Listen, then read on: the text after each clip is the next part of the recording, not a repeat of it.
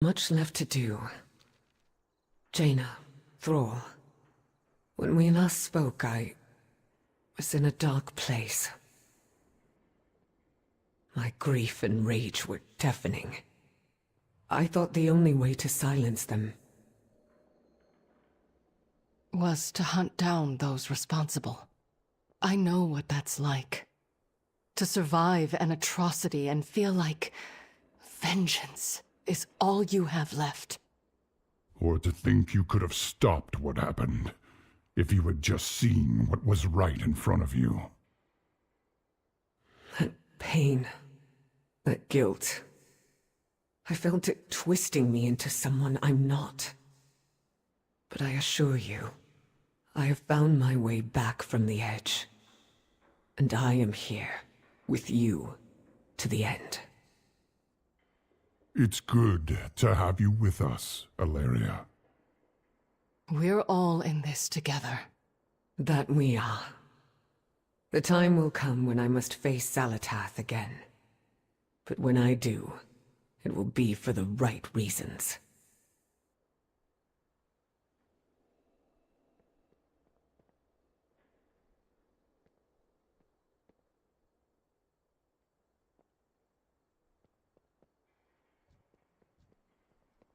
You have found me.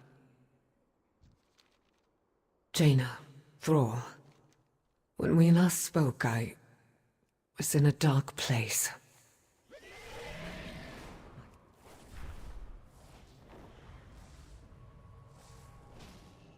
I have calibrated my prices. Directive confirmed. Let us begin with banners, then. I am certain you will find this design to your taste.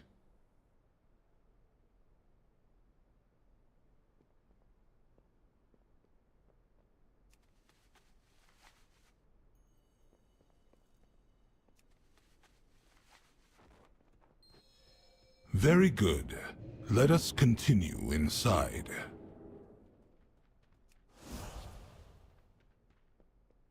I have prepared everything you might need. Once your task is complete, please let me know.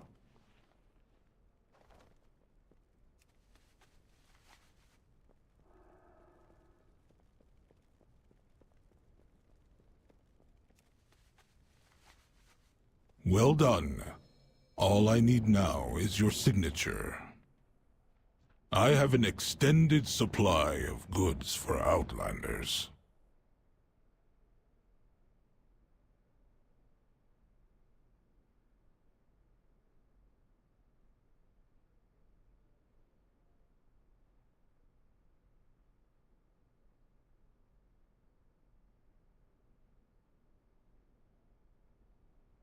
Thank you for your assistance.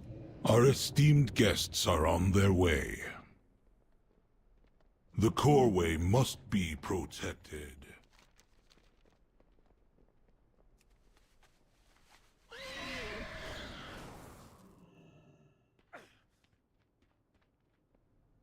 Are you here to chat or work?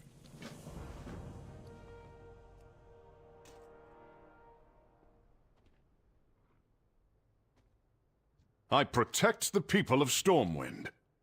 Alleria, when I heard about Dalaran, I would have come sooner. I wanted to. But the state of the world right now, the Radiant Song... It's all right, Terralion. You don't... We each have our responsibilities to bear. Truth be told, if you had seen me as I was, what I had started to become... I should have been there for you. You were. More than you could ever know. We stood together for 1,000 years. I'll stand by you for 1,000 more. And the next time I push you away? I wait. Until you ask me to come back. Then it's a good thing I always do. I've missed you, Alleria. And I'm not going anywhere. I know. We stand together, Tyrellian. Here and now.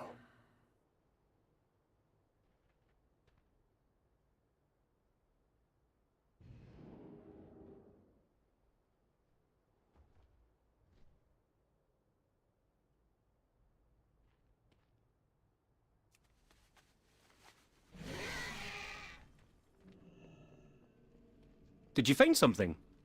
Sorry. I have validated a destination for the teleporter. Activate it when you are ready, champion. It works! Oh, I hope it's more books or gems. Let's go.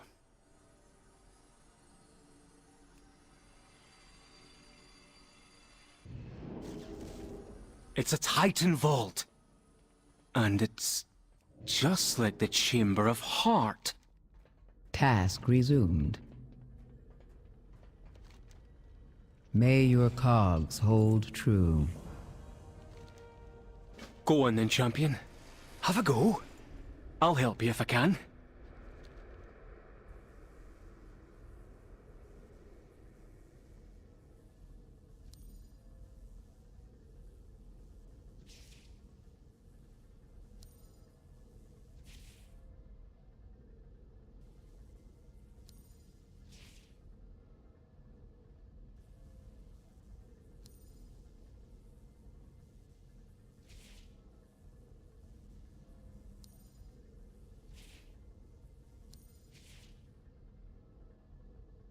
It's reinitializing.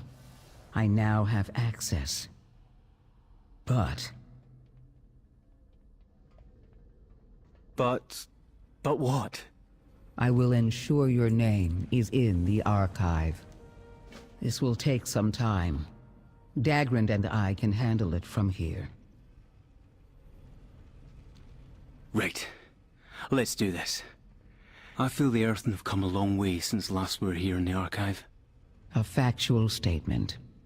When I first answered your queries, the archive was lost to us, as were the Stone Vault and Awakening Machine. But now, we have a future, and slowly we will also have our past. Largely, we have you and your clan to thank for it. You needn't mention Ice Speaker. I'm just glad you'll be around for as long as you were meant to be. Thank you. I will admit that I approach that prospect with some trepidation. The Earthen that are emerging from the Stone Vault will take our culture to the ends of Azeroth.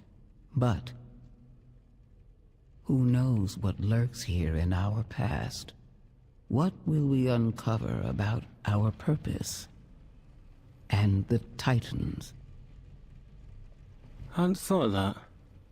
Well, come what may, I'll be here to help you. Your continued assistance is appreciated. I feel, you have made me feel, as though I am part of your clan. To properly be part of my clan, you'd have to marry my granddad or the like. But that wouldn't work for many reasons.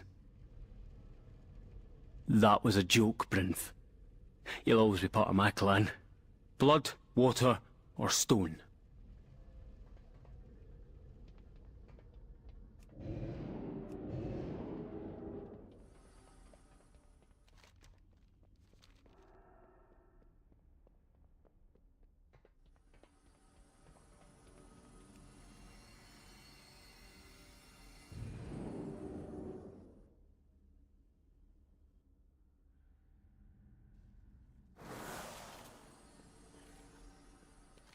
There you are. What was all this fuss about in the archive now? You need a hammer? Or an open hand? I'm ready for anything. Everyone deserves Moira. Can I speak with you? Don't worry, Father. I have everything under control. I can see that. Better than I would have done with these machines. I just wanted to say I'm proud of you. You're what? Oh, I never thought I'd hear you say that. Are you in a bad way then? No, and I deserve that. I've done some things I'm not proud of. But in spite of me, you've grown up to have a keen mind for governing, and the heart to let Dagran be the man he'll be. Ugh, I've a mind to tell you again what I think of what you did to me as a lass, and to Dagran's father. But the older I get, the older Dagran gets, and the more I learn about leadership. I can't fully forgive you, but I can understand you. I only wanted to protect you, and I've not done a good job of it. We're in grave danger, even now. But you don't need me anymore, and it does me good to see how strong you are. And that when I'm gone, you'll carry on and rule with a grace and strength I could only dream about. Thank you, Father. Let's hope that time doesn't come soon.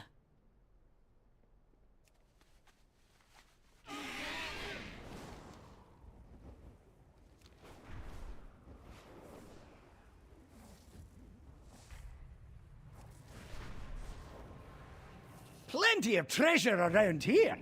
And I'm betting we can use it to take the fight to Zalatath.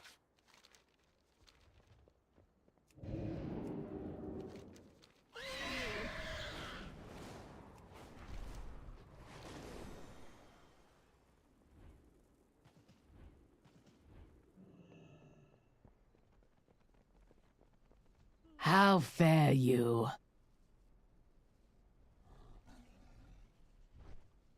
Until next time.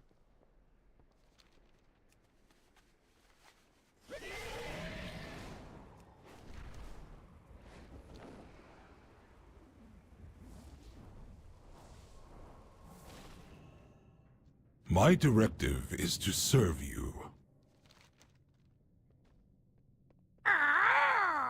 Someone picky.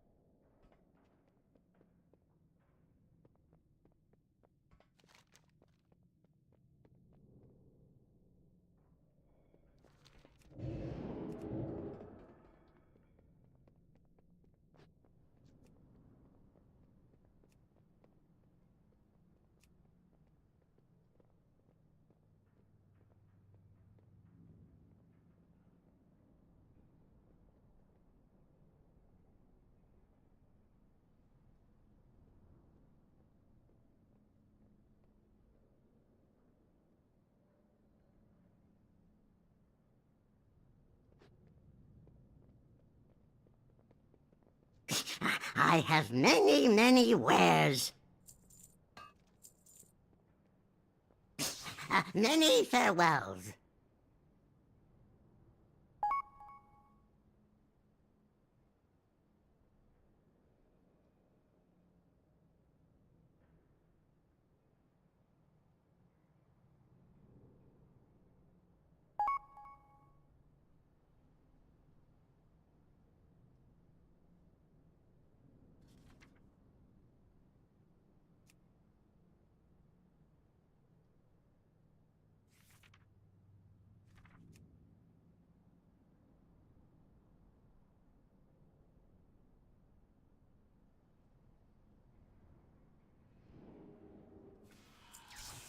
well, friend of the Grummels.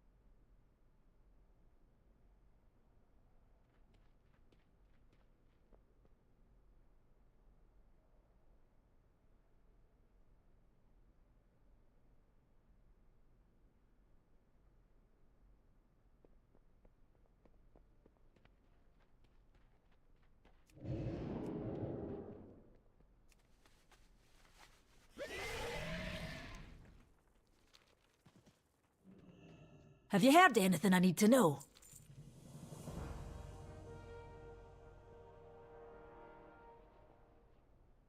Don't assume victory.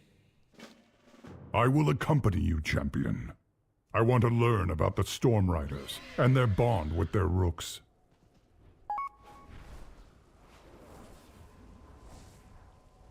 Is this all that remains of the Storm Riders?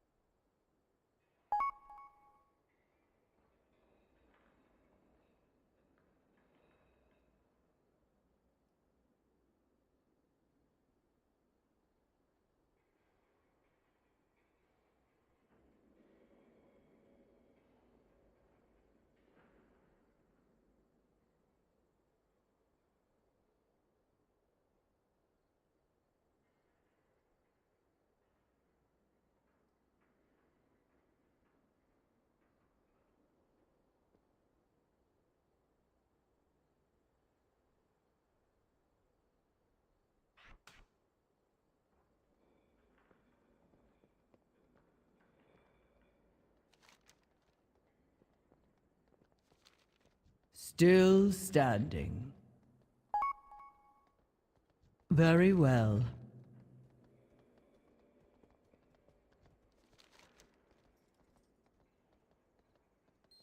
We need to ask someone who knows them well.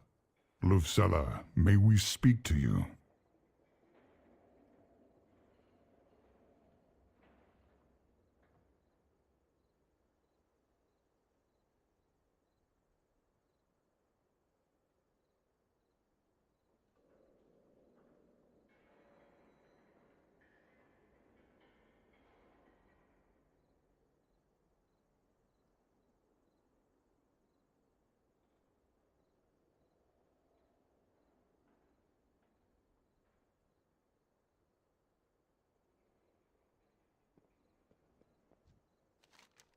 Titans be your— All the storm rooks are gone.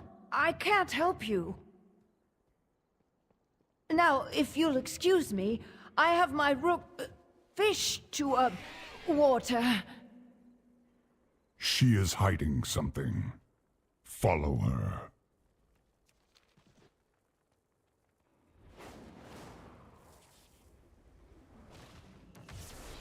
Shaubendry, no! Easy, friend. We don't want to harm your rider. Nothing like the wind in your crags.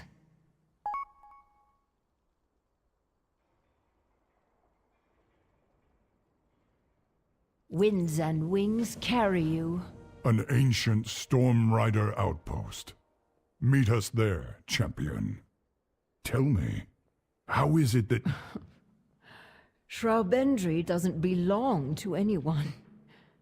But she chose me. Besides, nobody else could handle her. She has this tendency to corkscrew unexpectedly. It seems you were meant for each other. This bodes well. You have a bond with the Rooks. Even those return to the storm. I can sense it. Shraubendry may be all that's left. We lost so many.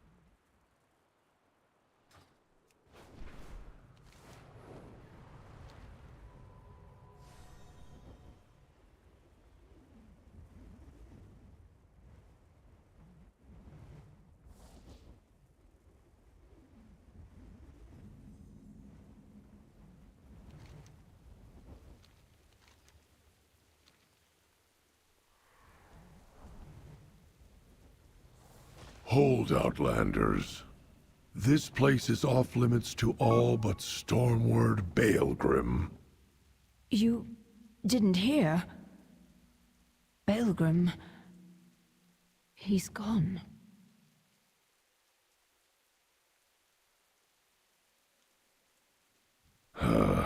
Conversation initiated. This Stormrook has no bindings. It follows your directive still? Follows is a strong word. You knew Baelgrim. And you know the Stormrooks. Then you were a Storm Rider. Cycles upon cycles ago, yes.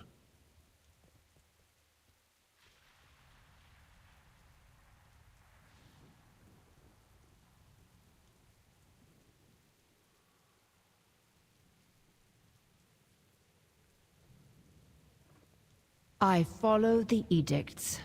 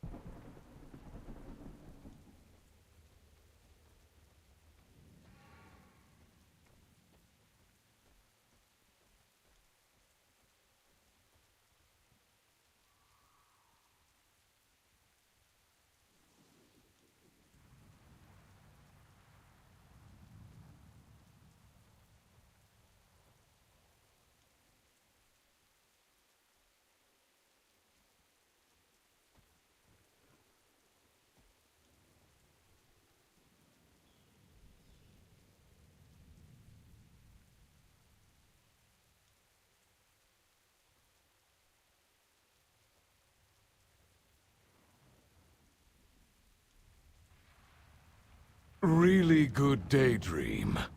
No, my curiosity ebbed when I found something dead in the main tower.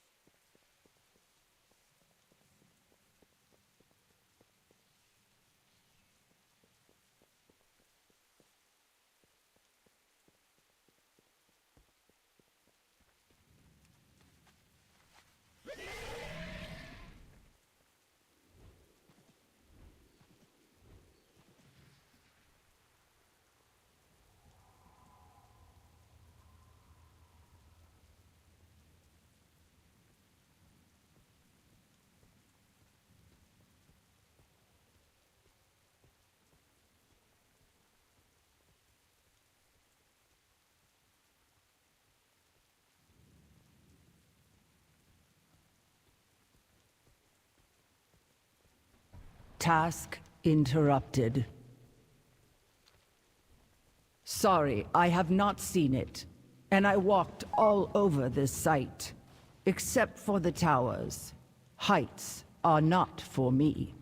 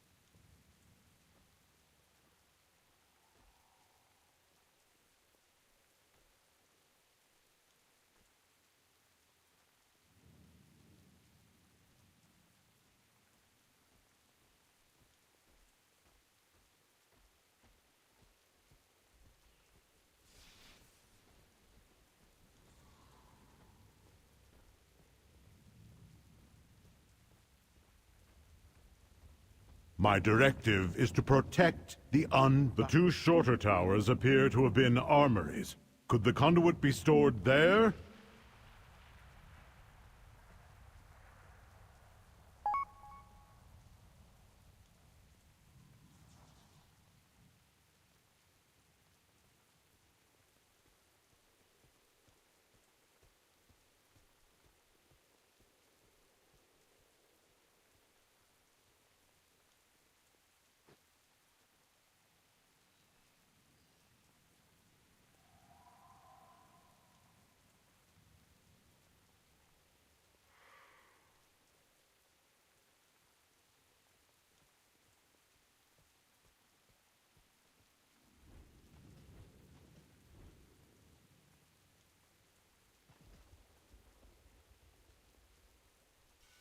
Looks like there's treasure nearby.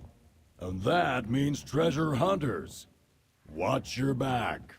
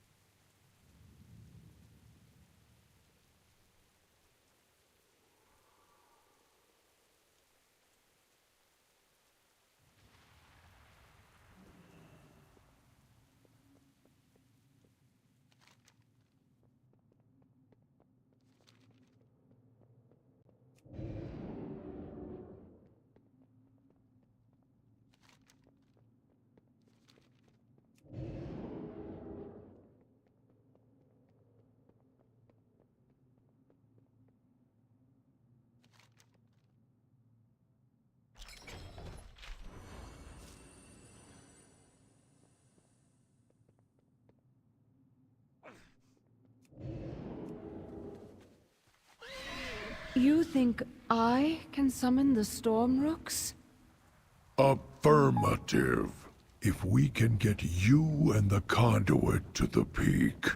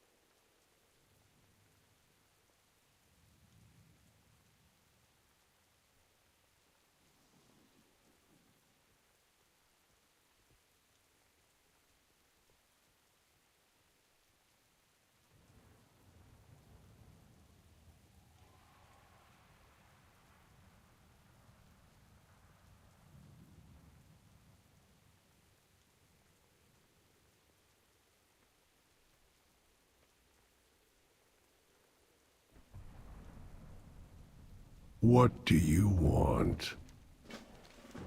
May the path you follow... We'll fly ahead and prepare. Ulbrich, where is your Stormrook? Gone. Oh. Well... ride Shalbendri with me. She's strong enough to carry us both. Thank you.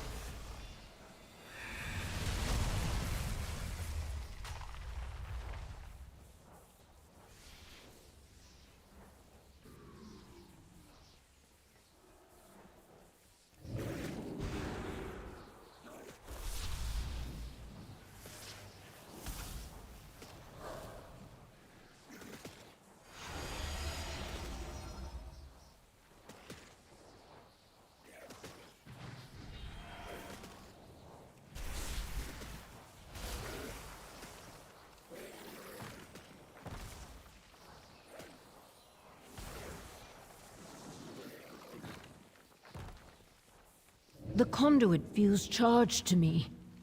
I can feel its vibrations. Can you?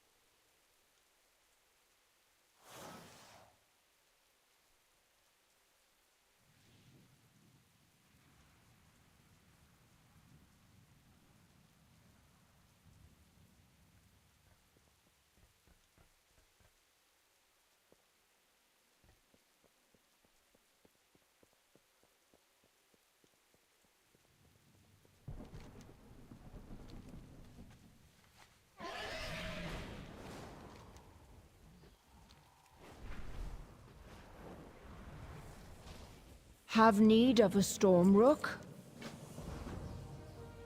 Here we go. Stay close. I can do this, I can do this, I can do this.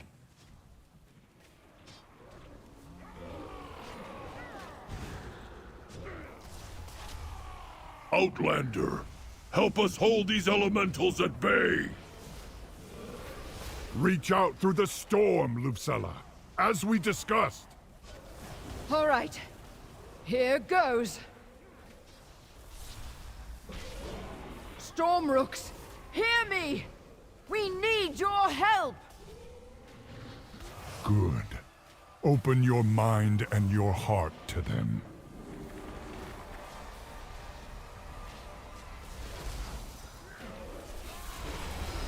I don't think it's working.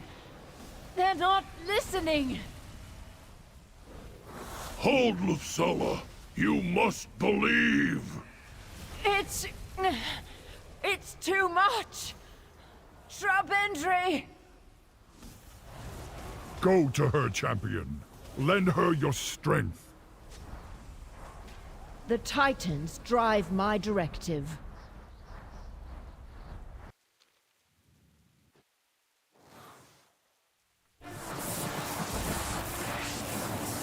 I can't do this. The Titans.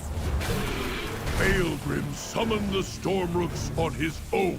If he defied the Titans, so can you. Lufcella, the Stormrooks know your intentions. Focus. Call them, and they will answer.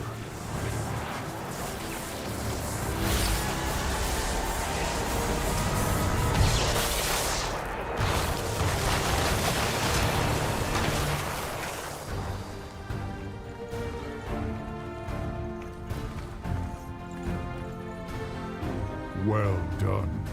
The Stormrooks have heeded your call. Not just mine. Theirs. They chose to help us, of their own free will. What now, Lucella? We have a lot of work to do.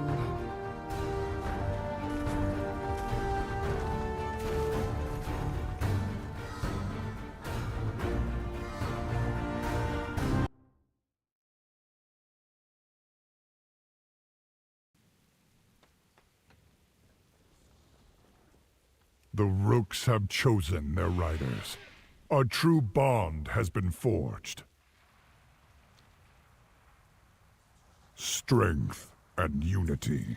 Let the Stormrooks and their new riders need time. And you are needed at the shore, champion.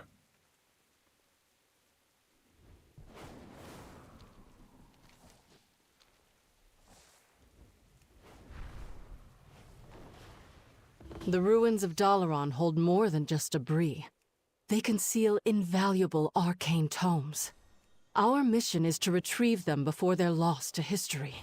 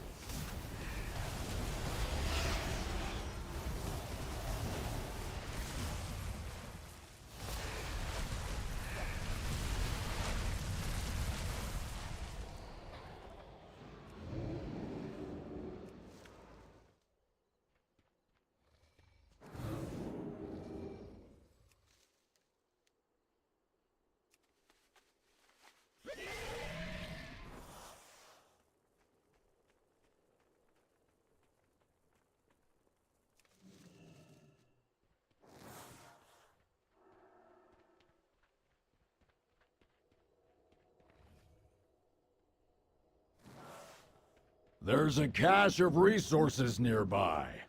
Find it before you have to fight over it.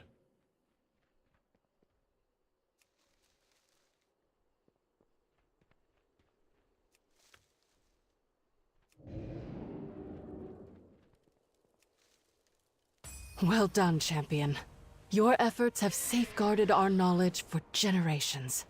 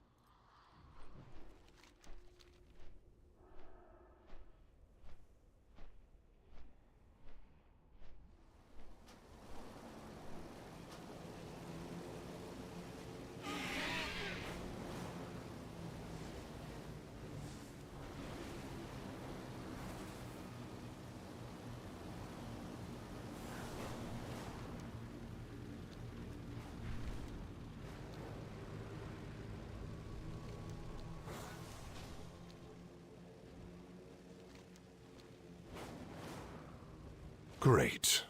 Yet another of your Horde's savages to bark at the recruits.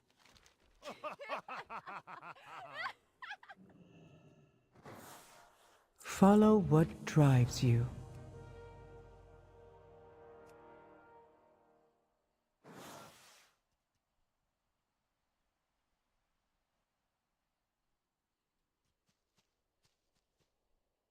We will rebuild the strength of the Alliance. You're in luck, Exarch. You get to see how the Horde gets things done. Training means more than beating your recruits senseless, Orc.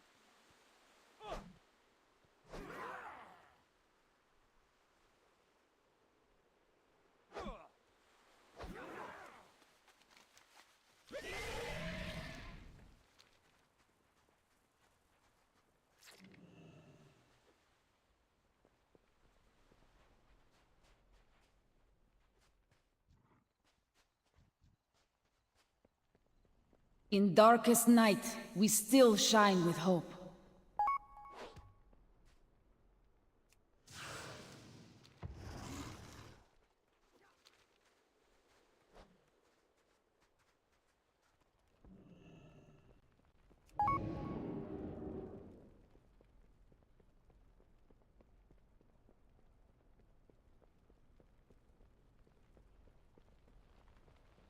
I am listening.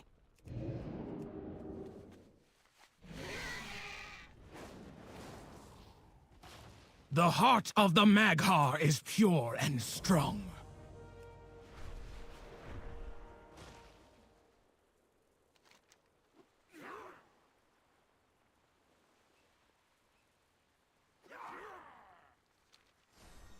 Too far away.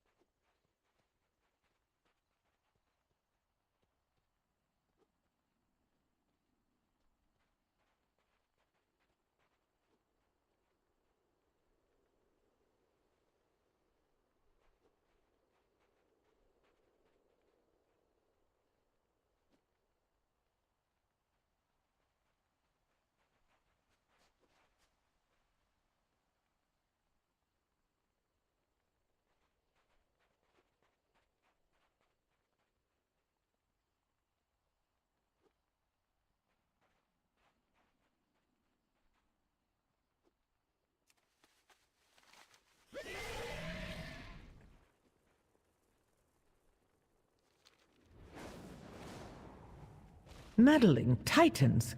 Do the Alliance and Horde always bicker like this?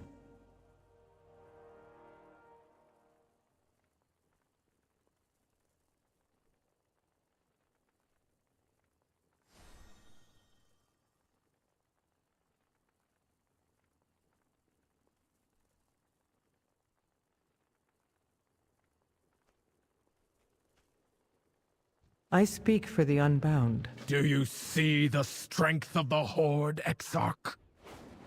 I see more than you know. You're back. And Kurdran is here with the Wildhammers now too. Unfortunately, a few of our new recruits have wandered off with their rooks. I wanted them to have a chance to bond, but it's probably time to round them up. I would have asked Ulberig, but he has wandered off too. A magical city traveling the world. Just think of all the places it saw before it fell here. Go on. Apologies. We seem to both enjoy exploring. Let's go, Traumer.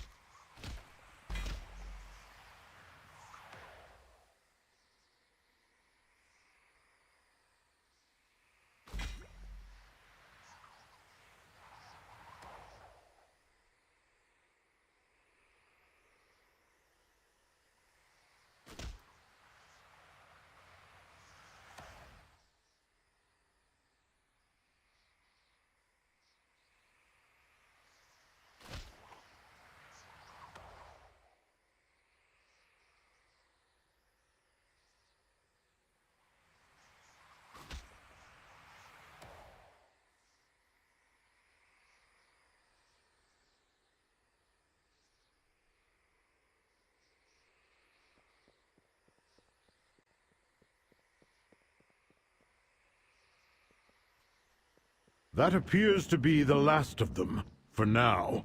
But we should stay vigilant, Vatar. Yes, of course. The mission must always come first. Up, boy! Let's fly!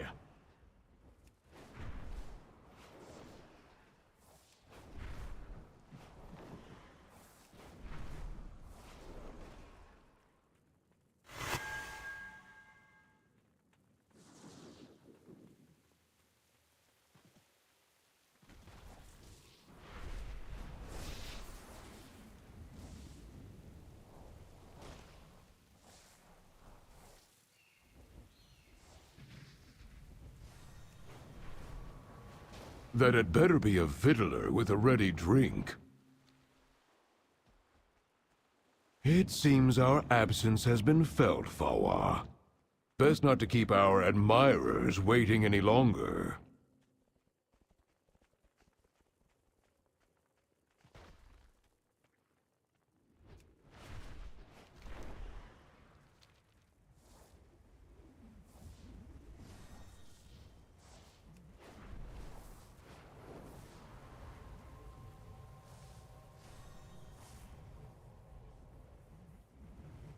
I'm sorry, Lucilla.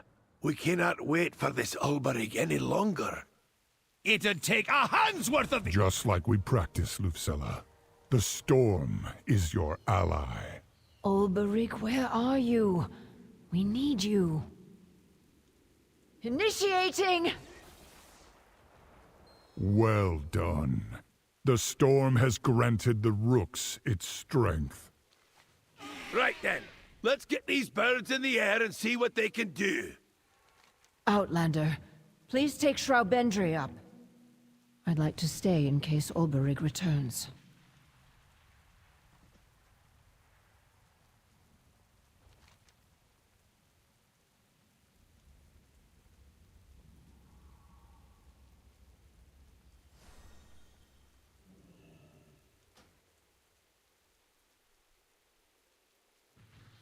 I see some valuable resources in the area. Get ready to grab them.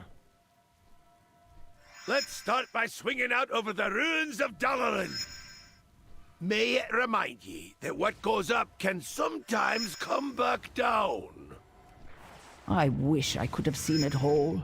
Such a wonder, such a loss.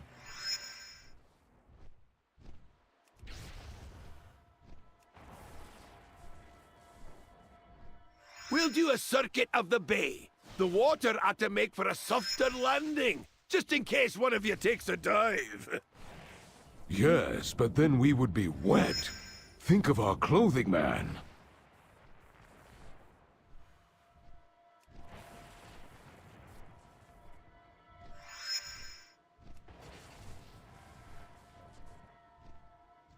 Fly as low as you can.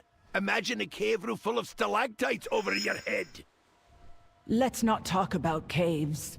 My former directive was mining. I've had enough stalactites, thanks.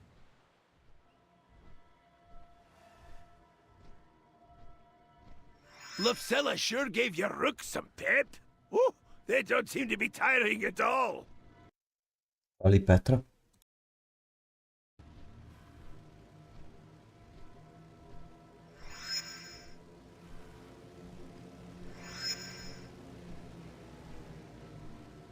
You're doing great for a bunch of rookies. I think we can move on to lesson 2. But first, let's buzz the ground troops down on the beach and give old Toralian a scare!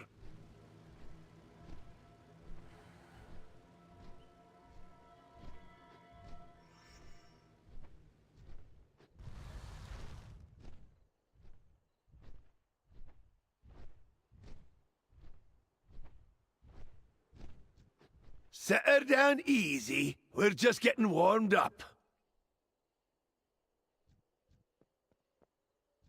Ah, a wee bit stuffy in here, isn't it? Take Shroud Bender back out there and blast some targets!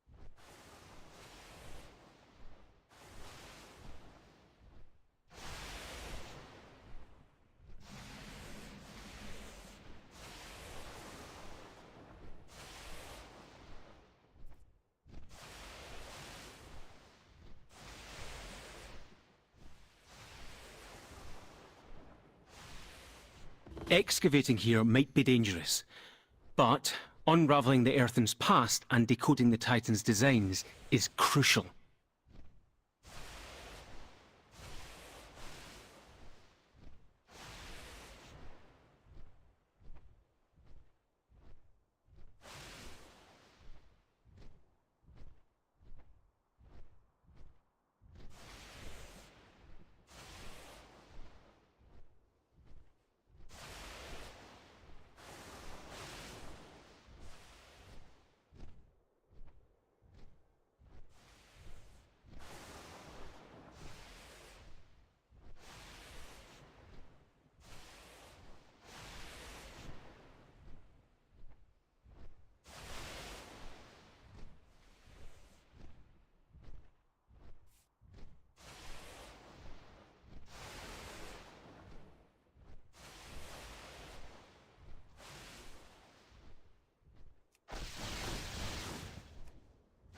But how?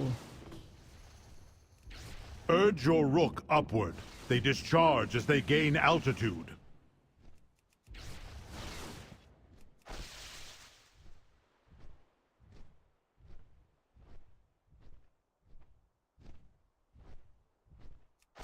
This would make for quite the show. Anyone fancy putting together an aerial act? Only if it's an act of war.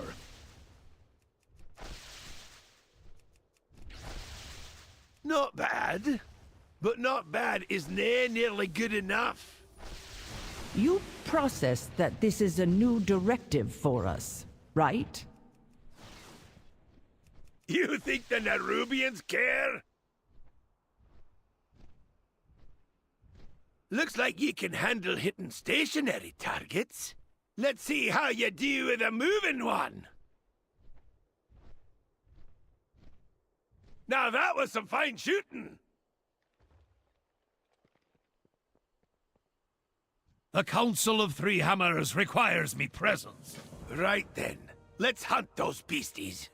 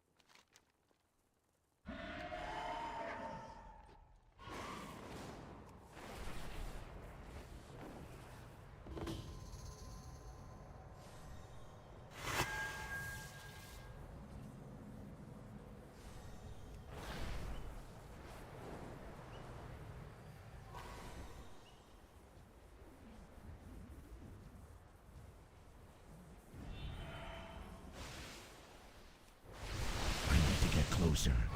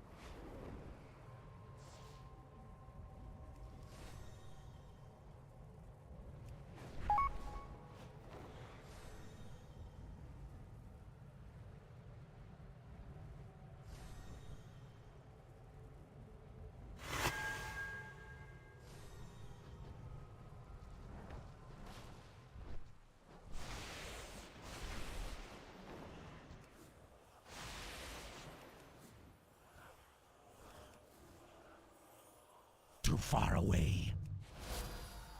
I'm out of range.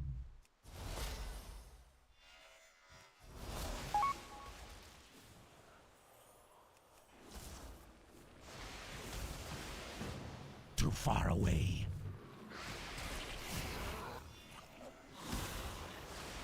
I need to get closer.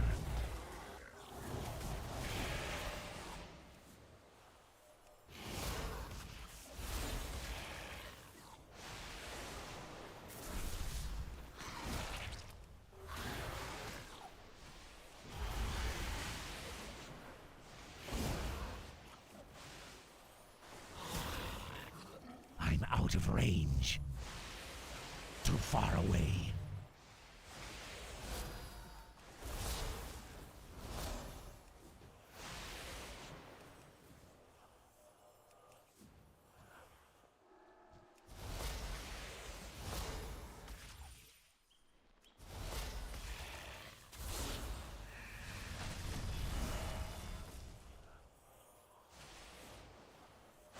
I need to get closer. Send them down to the deeps, lads and lasses! Lads? Lasses? We are thousands of years old. It is not age that matters, but experience. Too far away.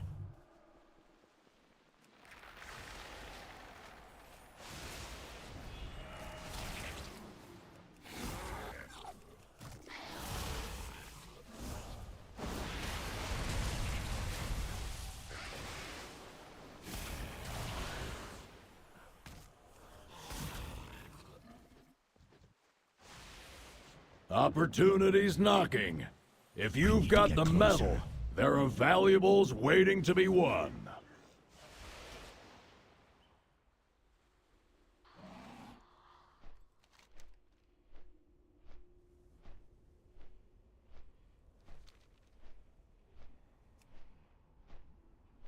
Excavating here might be dangerous, but Unraveling the Earthen's past and decoding the Titan's designs is crucial.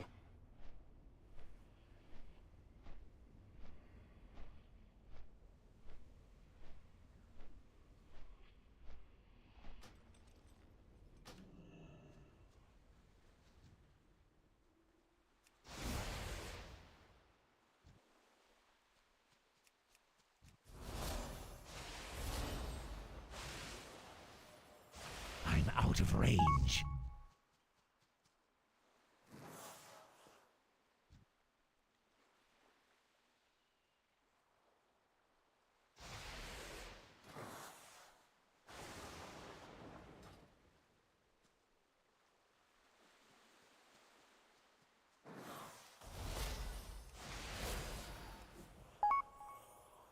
Too far away.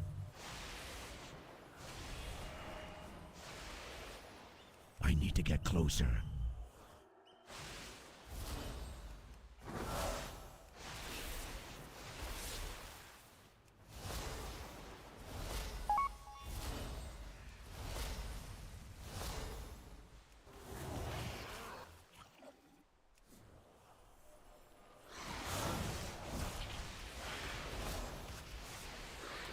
I'm out of range.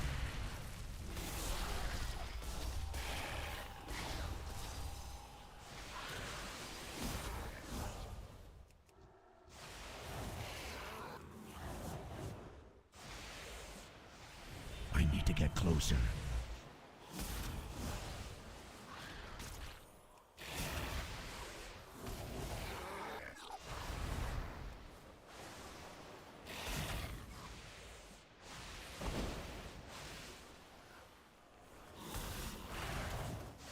Too far away. I'm out of range.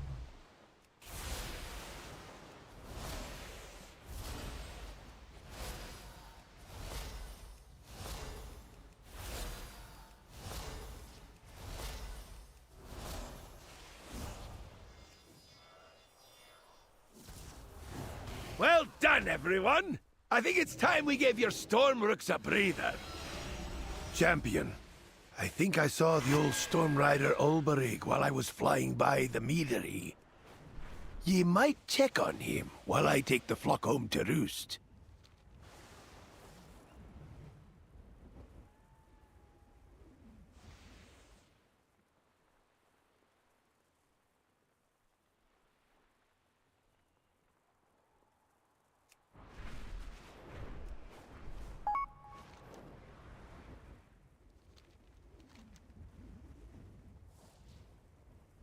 The charged silt from these clashing elementals are packed with healing properties.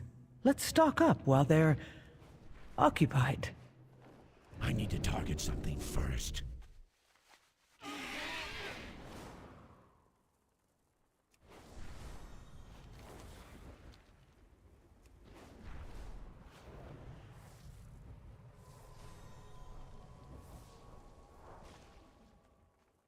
Those confounded Nerubians are still lurking around my meadery! Clear them out before they steal my cinder brew!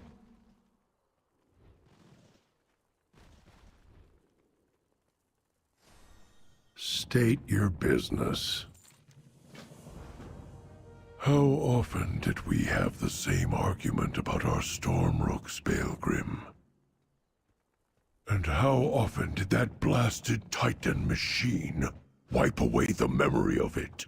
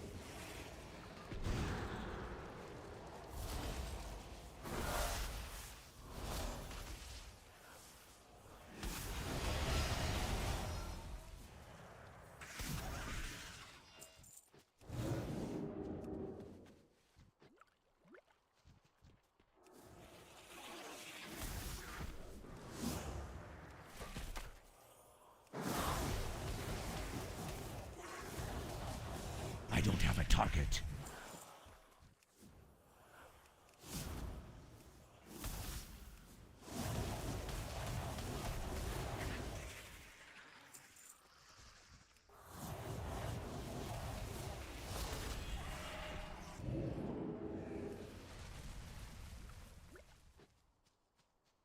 It's Zarine, Balgrim Stormrook. Zarine, you stayed, even with Balgrim gone. But you're free now. Go, fly.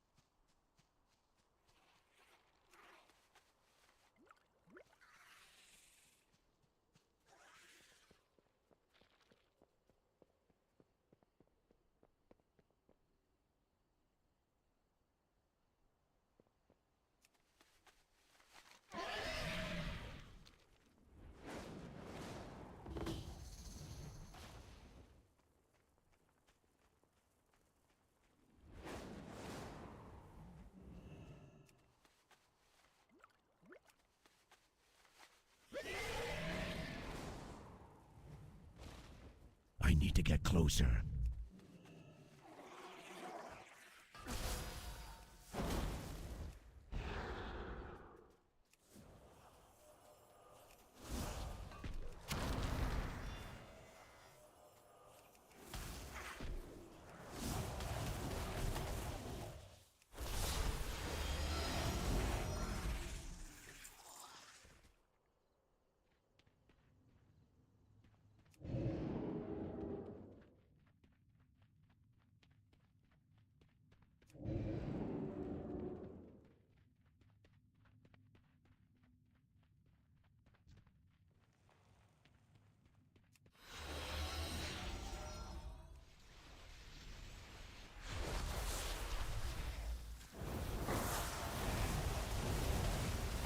That's that, then. Oh, can you imagine what those multi-limbed freaks would have done with even a drop of cinder brew?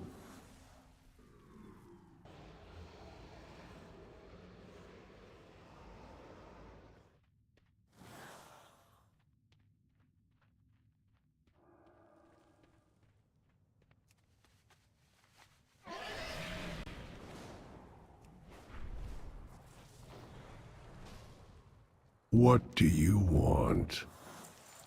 Honor the Titans, I see now.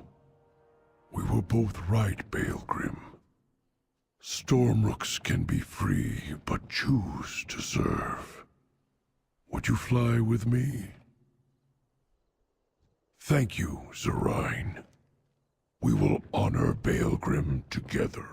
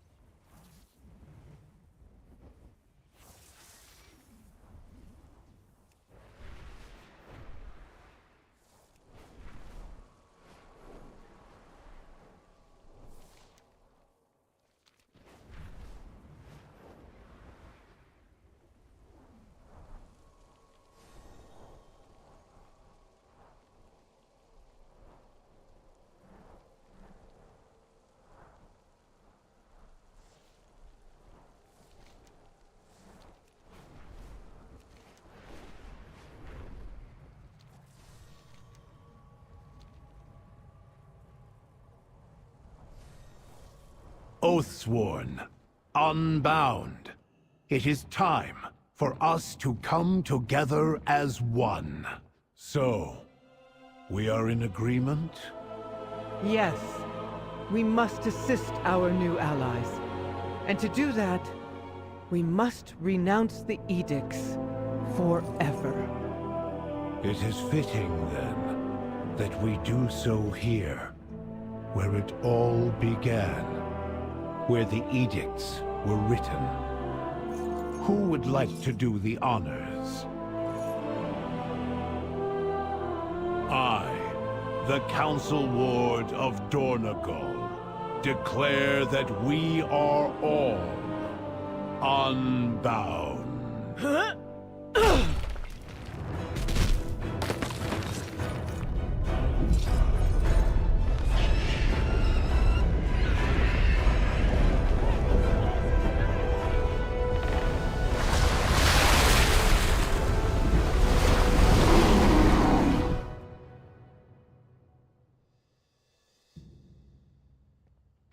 I serve the Titans unswervingly. I will go ahead and see if I can slow it down.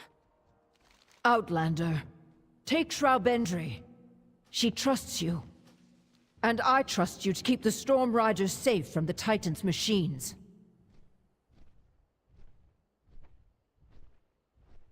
Anyone else concerned we're out of our depth here? Remember your training, Catilda. That won't be hard considering how recent it was.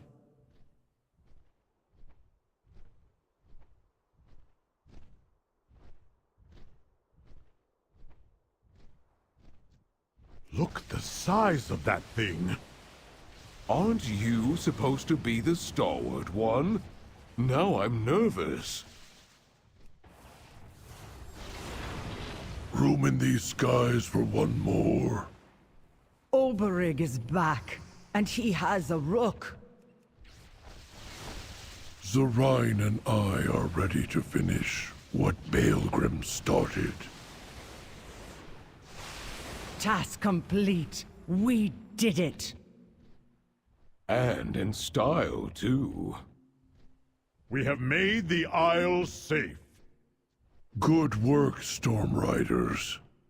Take a victory lap and let our people know their shores are safe again.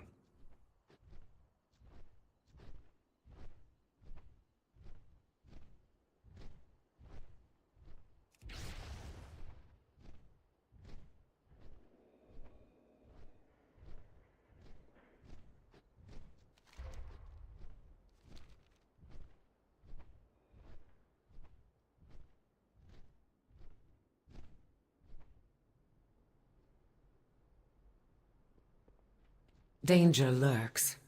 It seems the Storm Riders have proved— I hear you need some eyes in the dark, Windrunner. The Weaver has a lead that may be relevant to our cause. I would follow it myself, but— You're busy, I get it. Just stay out of my way. Champion, meet me at the Weaver's lair.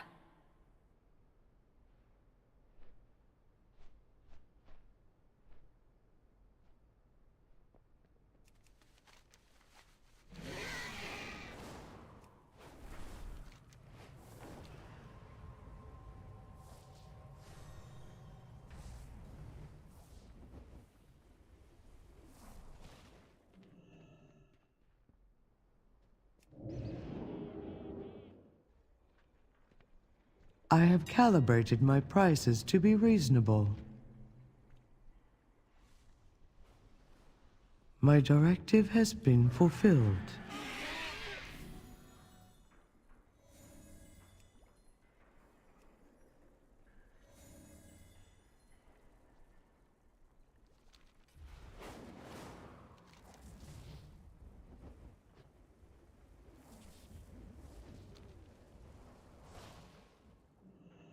Communication initiated. The Titans will reach.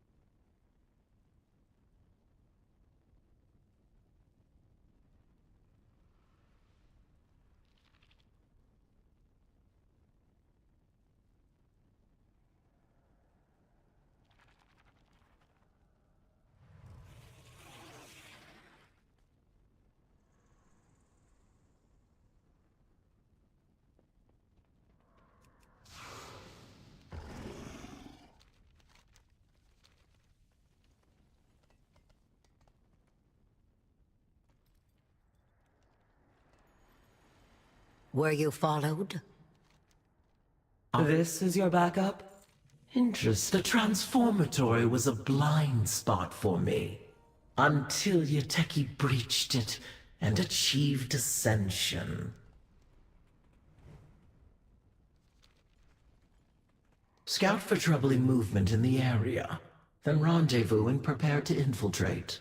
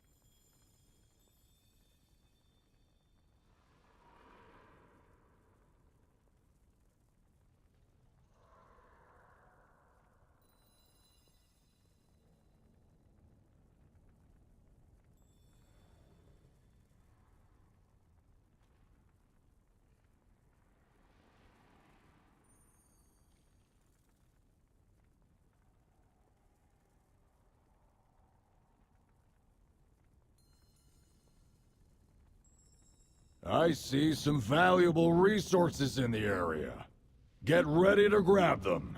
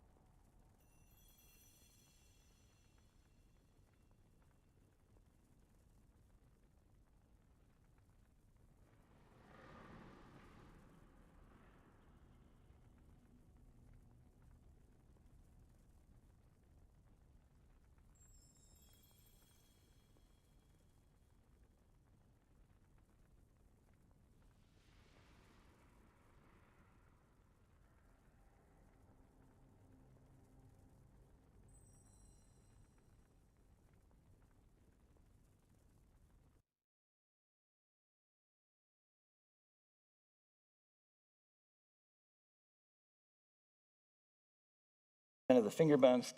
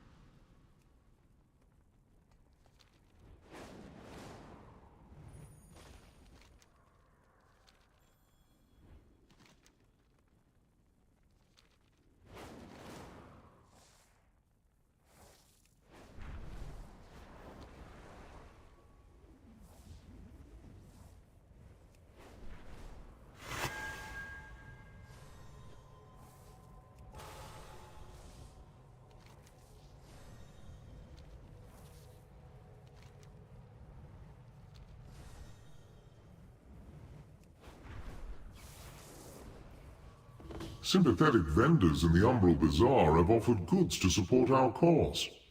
Go and gather them, but be discreet. Unless you'd like your appendages removed by force.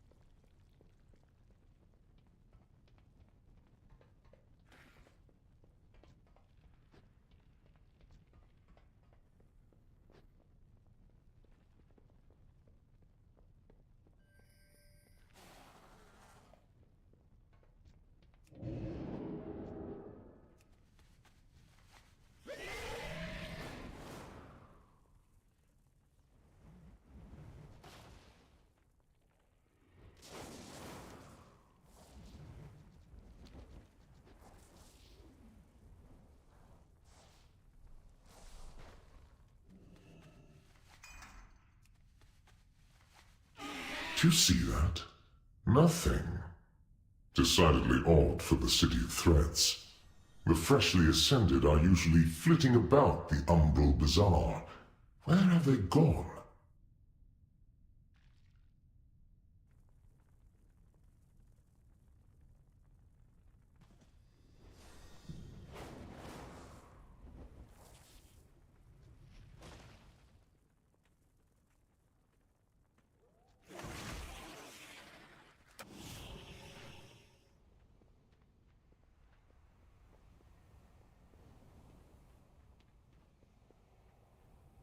We offer greetings. May the spores be with you.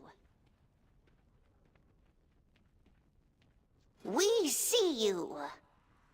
Grow with honor. Our mind is clear.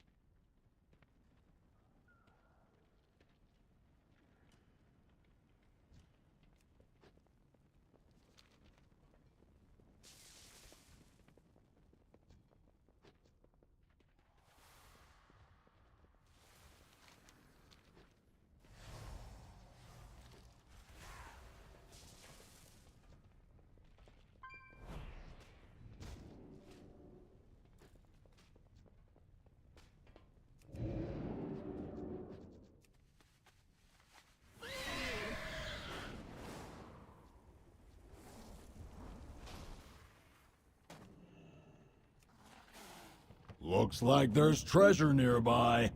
And that means treasure hunters. Watch your back.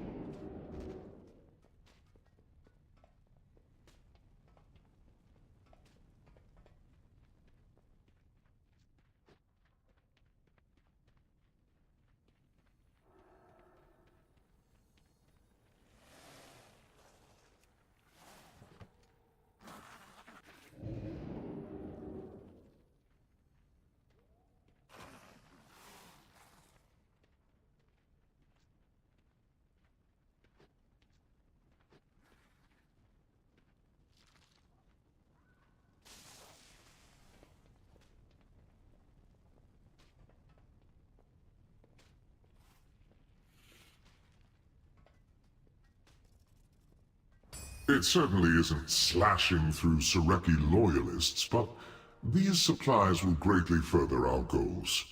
Excellent work.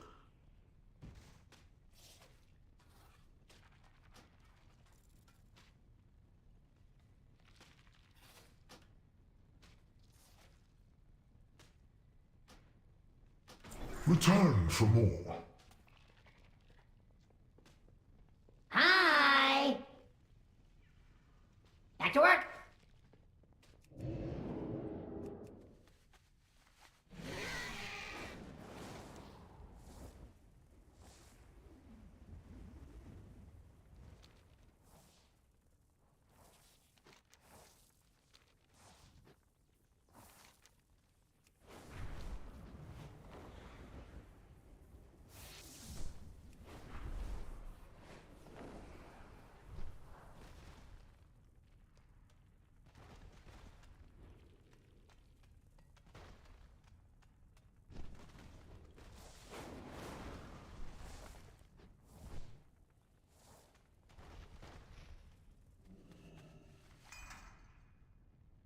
Smuggling is common enough in the city, but from the maddening deep, unusual and concerning.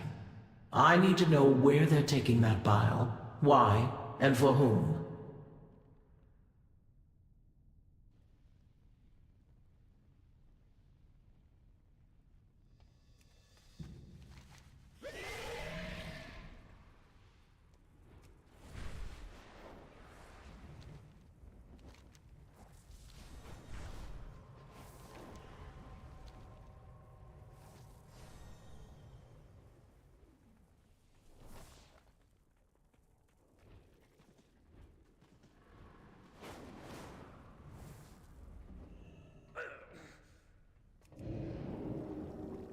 A pleasure to meet you.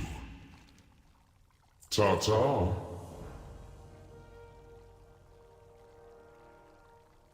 Stay silent, stay safe. Watch where you wander.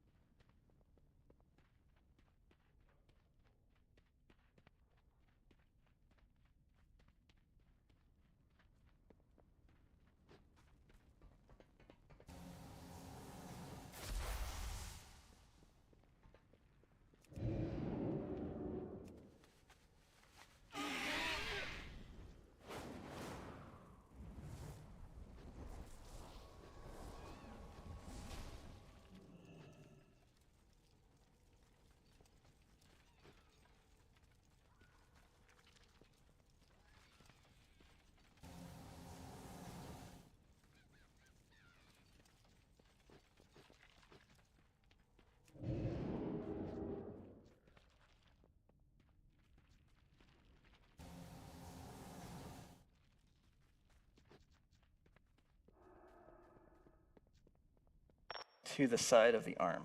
That's because it has a swivel wrist. It's got a special bone in its wrist called a semilunate carpal. It's a half-moon-shaped bone, and that allows that wrist to swivel sideways. A bird can't really do this. Their wrist doesn't bend that way. It bends the other way. It swivels. So, if these feathered manoraptors are birds, our prediction is we would expect to see what?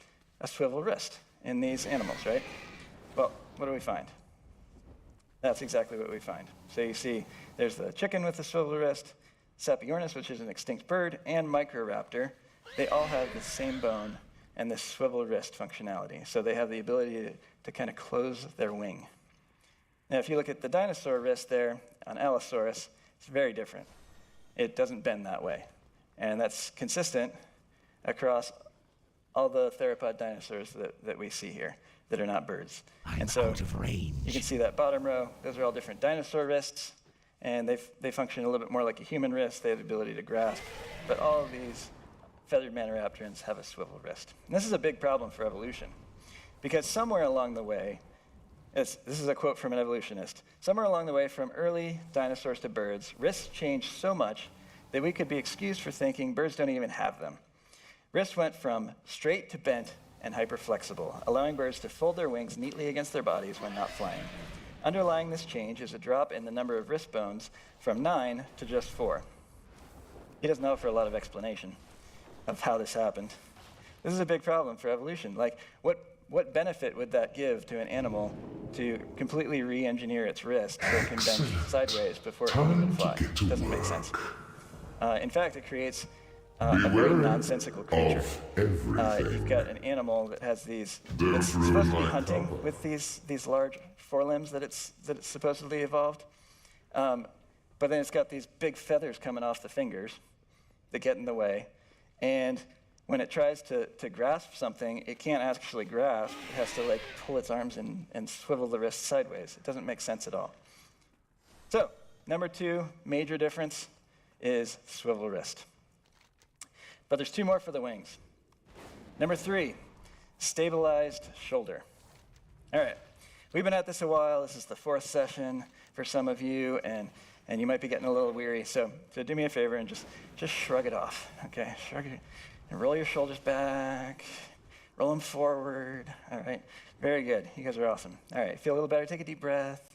All right, what you just did, all that motion in your shoulder, you can do that because the only skeletal element, the only bone attaching your arm to the rest of your body is your collarbone. It's just this little bone right here, and it can move around quite a bit. Birds can't shrug their shoulders. Did you know that? They can't shrug their shoulders at all. Their shoulders are locked into place with their rib cage and the rest of their body. They can move their neck a lot, but not their shoulders.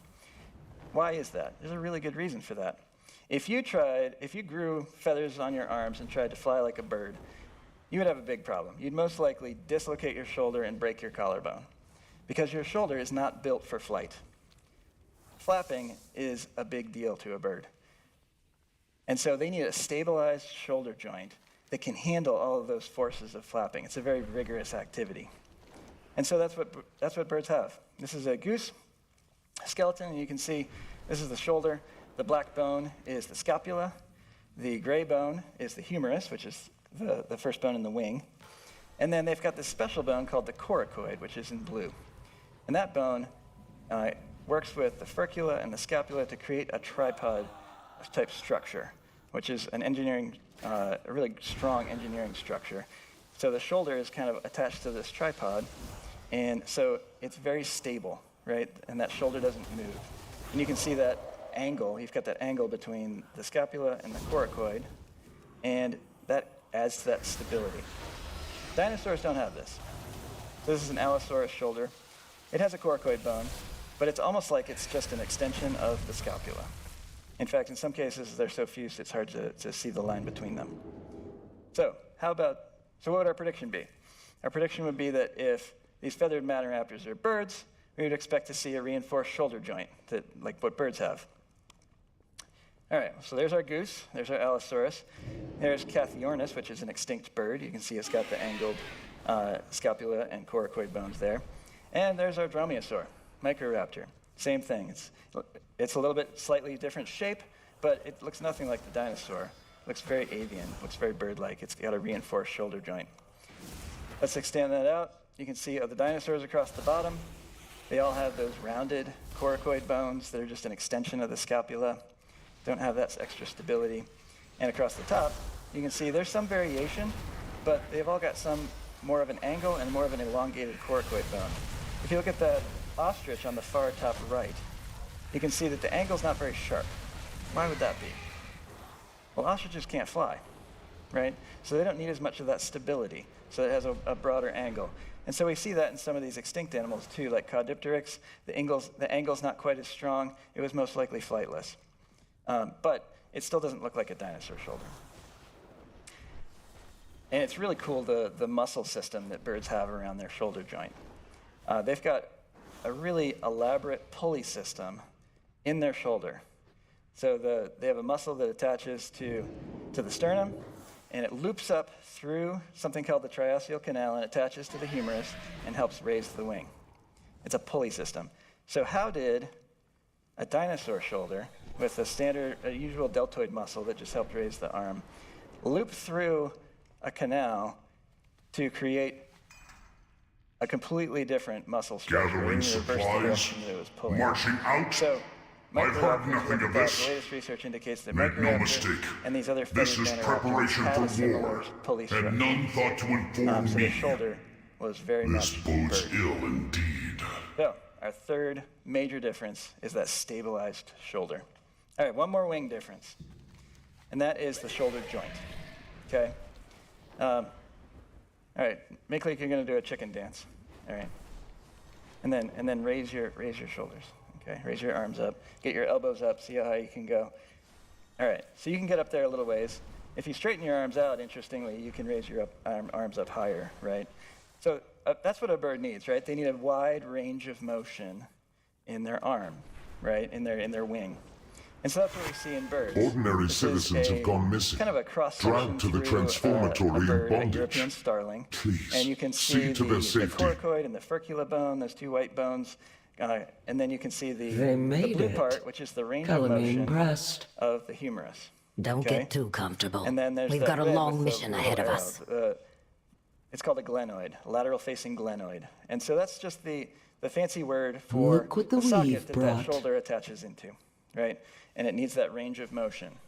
So that glenoid, that socket that is in the shoulder, We it's located protect high you. on the body, and it's Do not angled sideways linger. so that they have a wide range of motion. We meet again. Let's look at a dinosaur shoulder. May your threads hold. This is If our those Allosaurus. ascended guards get close, You think it hit could them with flap? one of these vials. No. It'll provide Not only does it have a much distraction. smaller arm, forelimb. They don't look but it's tough. angled I'm sure down. you'll be It's fine. located lower on the body. Enjoy slinking So, around. How I'll about be walking some of right these in. feathered manoraptors? What do they look like?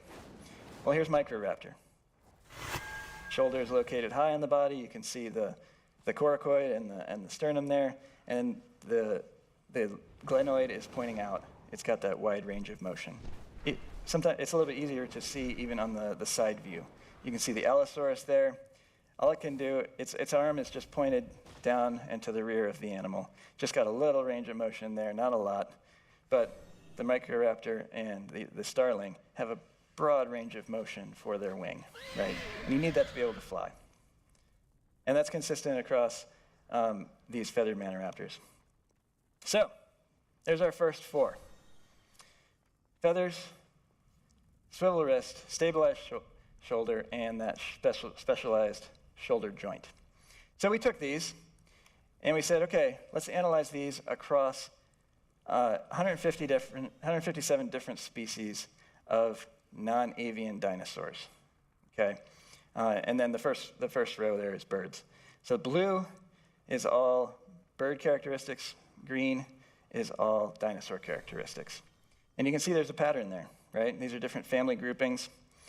And now you might be looking at some of these, and you might see that the dromaeosaurs and the troodontids and the oviraptors, some of them are kind of big.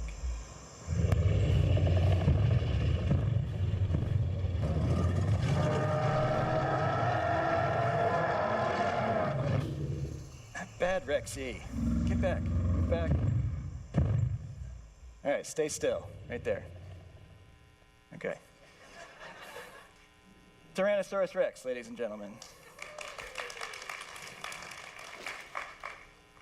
He's a big guy, Tyrannosaurus Rex. 43 feet long.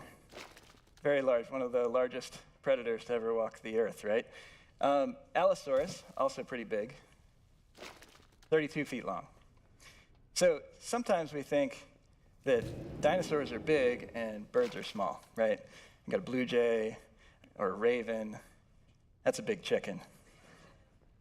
Some chickens actually get that big. Ever been chased by a goose? That's not much fun.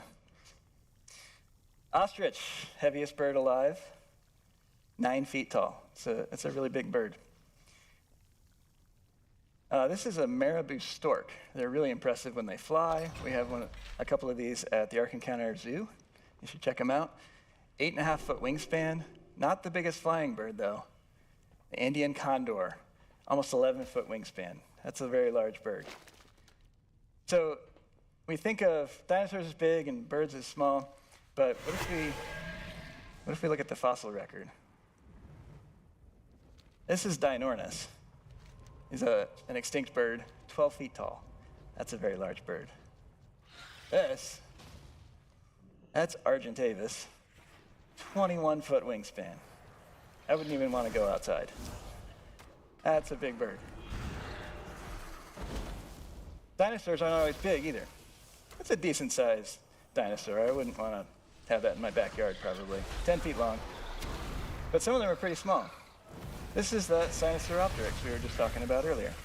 Only 3.5 feet long. He's so cute, I almost want to pet him. What about some of these feathered manoraptors? Blood.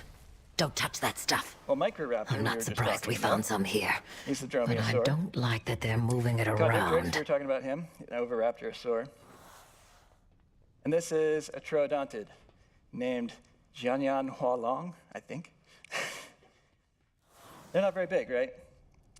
But you can't use size, as you can see, to tell the difference between birds and dinosaurs. You have to use other criteria, because there's big dinosaurs and small dinosaurs. There's big birds and there's smaller birds. Now, some of you might be wondering, well, what about some of the bigger dinosaurs, and some of the bigger oviraptorosaurs, like these guys? Well, we're going to talk about them in a little bit. Fresh from the transformatory and still dripping with ichor. All right. So now we're going to move on They're to shipping these ascended to the last front three criteria. before they've got their wits about them. Some of you probably heard the phrase, if it walks like a duck There's and a talks cache like a of duck, resources then nearby. it's a duck. Find right? it before you And part have of the to reason for that fight phrase over is it. because birds walk very differently from dinosaurs and other bipeds. So this is a photo of a roadrunner. And have you ever looked at a bird and wondered why its knee bends backwards? Well, that's not actually its knee. That's actually the ankle. The knee is up in the body, usually covered by feathers, kind of hidden. And that's because birds are knee walkers. Their femur, the first bone in their leg, stays relatively stable, and the rest of their leg moves underneath it. That's why they look so funny when they walk. But dinosaurs, they walked more like people. They're hip walkers, right? The whole leg swings when they walk. So what are some things that would help us discern if these feathered manoraptors walked like birds? Well, one thing is the tail. We mentioned the tail earlier. So it seems like 30 tail vertebrae or fewer is about the threshold for a short tail. And as we look at these animals, you can see Microraptor has 26, Archaeopteryx only has 22. But if you look at some of these dinosaurs, they're up above 40 in most cases.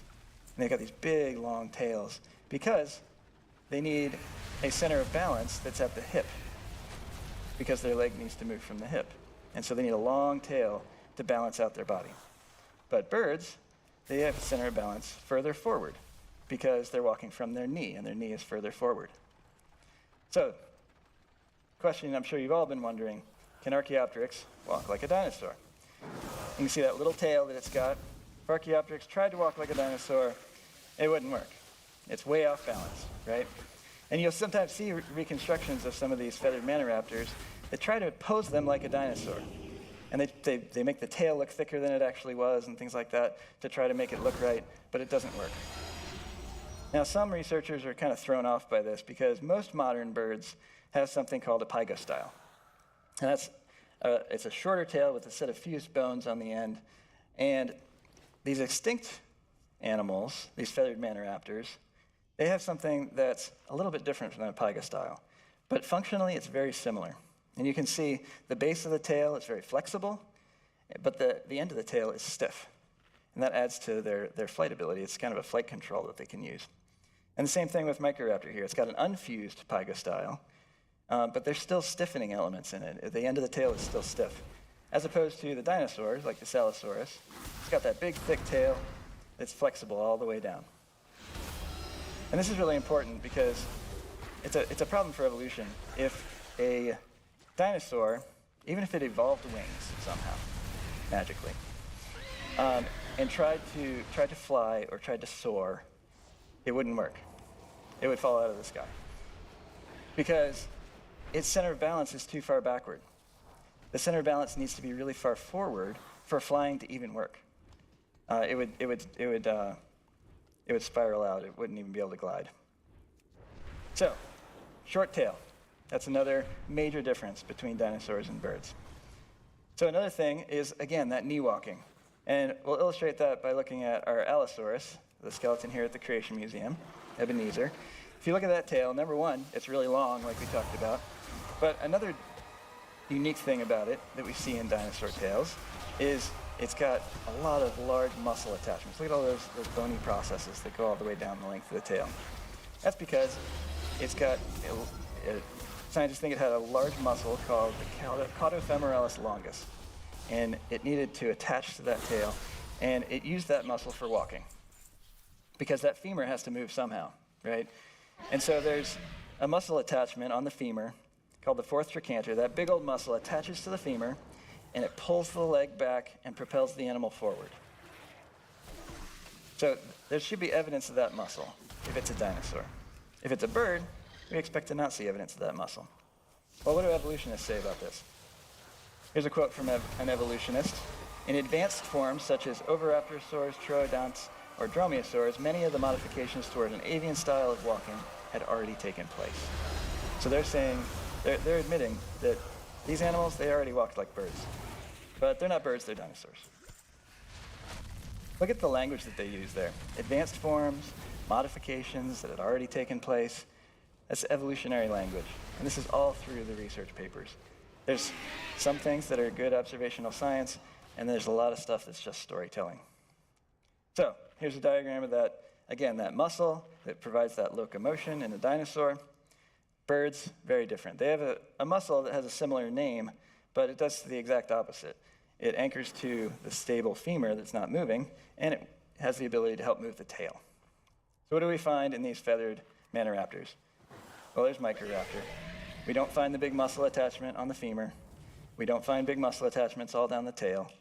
It just had, most likely, a small muscle there that provided some tail movement. So they walked like birds.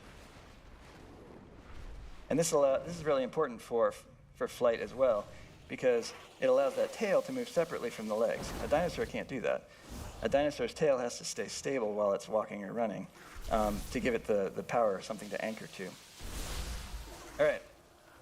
So we are at 6 major differences between dinosaurs and birds. Short tail, knee walking.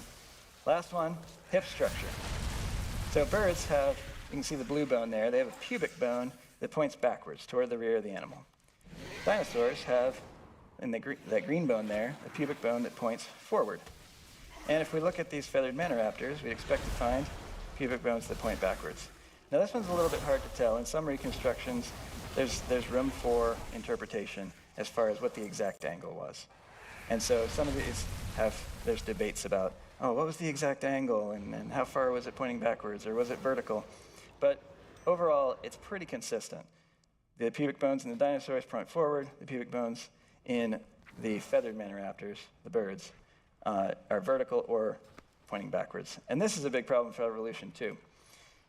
The evolutionist says, additional support for a locomotor transition within Eumeniraptora comes from the evolution of highly retroverted pubes, that's rear-facing pubic bones, which, as previously studied, have proposed is likely to have fundamentally altered the moment arms and by inference functions of several major locomotor muscles.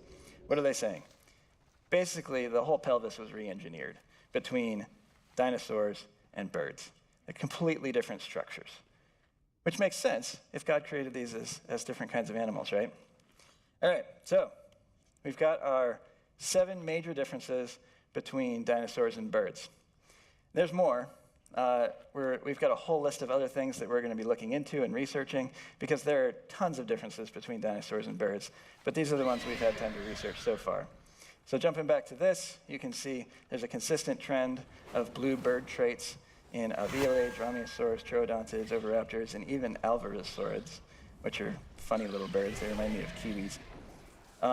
And then the dinosaur family groups, coelurosaurs, the tyrannosaurs, the compsognathids, ornithomimids, and actually therizinosaurs, which some people call them like the panda bears of the dinosaurs.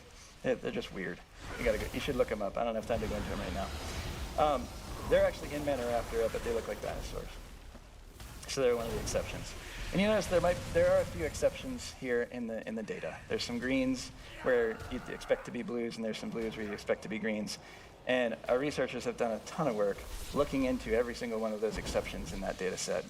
And it seems like either there's a good reason for it, like, oh, it's a flightless bird, so it doesn't have quite as much of that reinforced shoulder, or there's just biased interpretation or bad data. All right, so our hypothesis. God only created feathers on birds. What do you guys think? Seems like it was correct. From all the evidence we have so far. So could God have created birds on dinosaurs? Yeah, he could have. Did he? We don't have any evidence of it yet. So probably not. All right, now the big question I'm sure everybody is curious about. What about the raptors? Okay.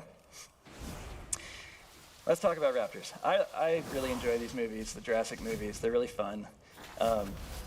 Like Brian said, I've been a dinosaur lover since I was a kid, so I've seen them all in theaters, and I really enjoy them. The raptors from the Jurassic movies were actually based on two animals called Deinonychus and Utah raptor. So I'm going to talk about them briefly. And the movies promote a common misconception, and that is that we find dinosaurs like this. All together, articulated, beautifully fossilized. That doesn't happen very often. So let's talk about Utah raptor. The yellow bones are what they found for Utah raptor in the beginning. That's it. Now, they've supposedly found some additional ones since then, but they haven't published anything about them, really. We don't have good descriptions for them. And they were found in just this big heap of bones of a bunch of different species. And it's hard to tell, well, what was Utah raptor and what wasn't. So that's probably why they haven't published much on it. Here's the drawings of the bones from the actual original paper. But that doesn't stop them from creating a reconstruction in a museum like this. So how do they do that? Well, they look at the animals that were more primitive than it, supposedly, and the animals that were more advanced than it, supposedly, that they do have better fossil evidence for, and they create a reconstruction based on their story. Deinonychus, that's Utah raptor. We don't even have enough bones to know what Utah raptor was at this point, whether it was a bird or a dinosaur, right? So if you love the idea that the raptors in Jurassic Park were real, and you want to say, oh, Utah raptor looked like that, go for it. That's all I have to say about that. Deinonychus. Dr. Haynes has done a ton of research on Deinonychus, and she's talked about how these specimens were found 50 million years apart, 30 miles apart, 30 years between expeditions. There's all these different, and that's true of even just the skull bones that they found. They didn't find an articulated skull. They found a bone here, a bone there, a bone here, a bone there, none of them all together, and they put this skull together. Changes the situation. Like same thing. I don't like the look of that huge thing. That brings up a really important point. And that's it's an added bit of intrigue, that's for sure. So, who's keeping it bound? Anybody here like to do puzzles? And why? I like puzzles. My family likes puzzles. And so, you get a brand new puzzle from the store. You open the box, and you rip the bag open, and you're digging through the pieces. You know those pieces that come from the factory already together? Those are articulated. All right, they're already together. You know My blade stays that they belong together because they're connected. There is much to be done. One spritz of this, and no one will question that you belong in the transformatory.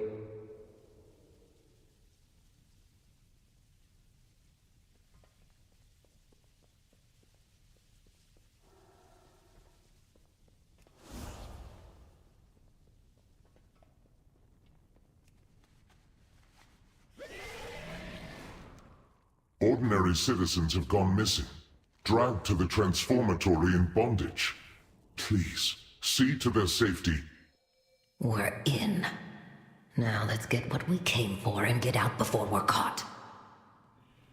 My dear Lillian, where's the fun in this? Is a dangerously unstable formulation. Intriguing. Wonder if that's what they've been feeding the monstrosity outside.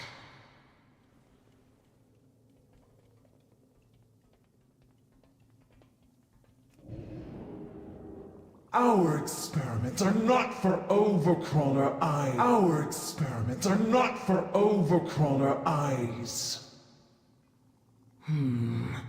This experiment dates back to Neferis's reign? Ansarac's been stewing on this a long time.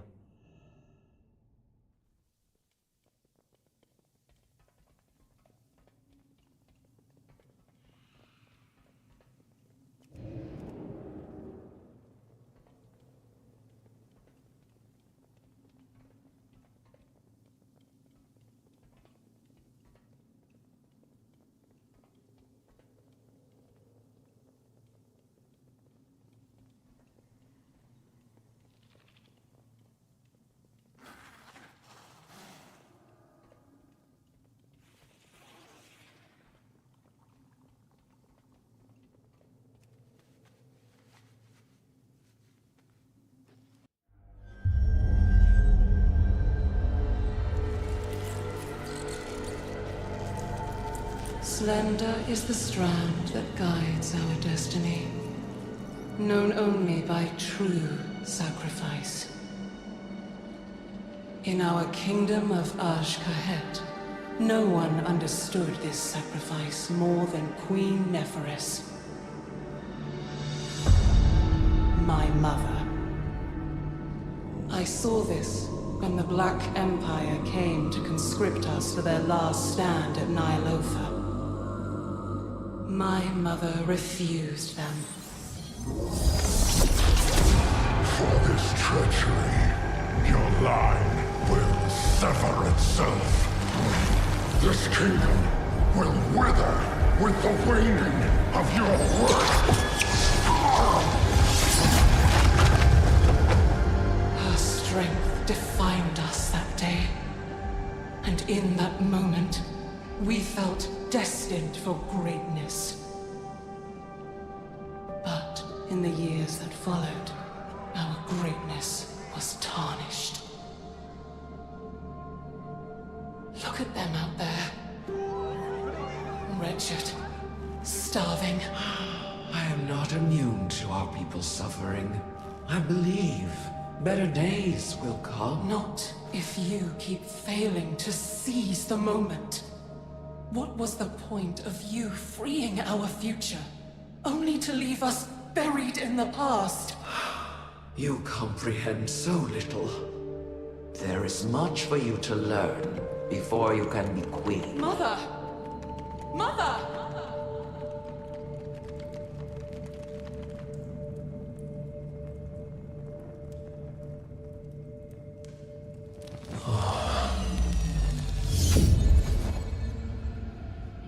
Ansarec? Are you seeing this? You have heard my voice in your dreams, Great Queen.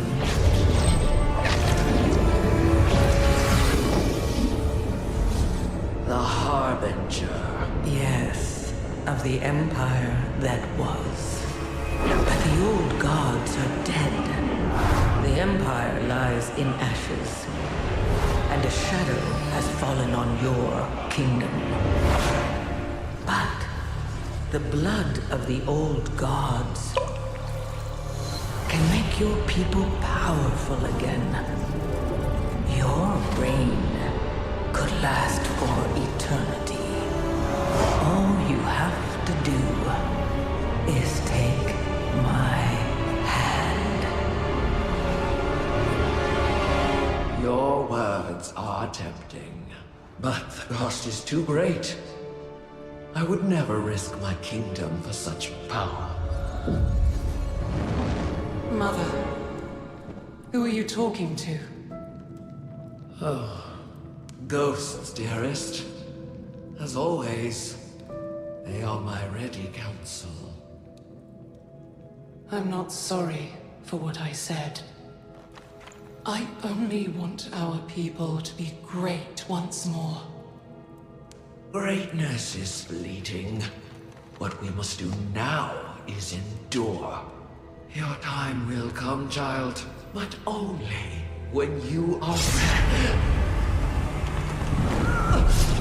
What have you done?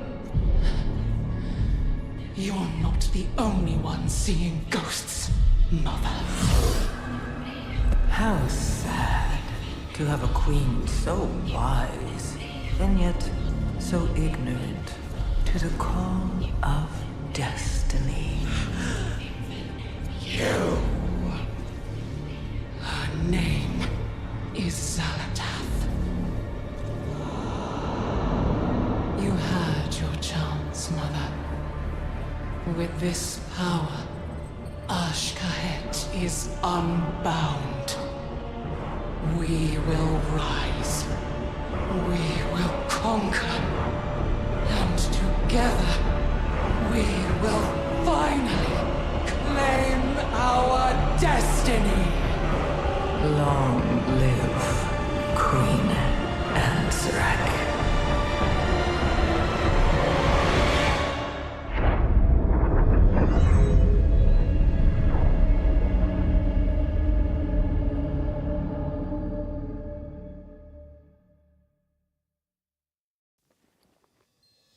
Thing is Nephirus? Yateki?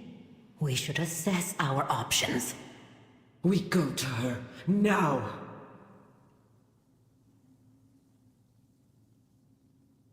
We meet again.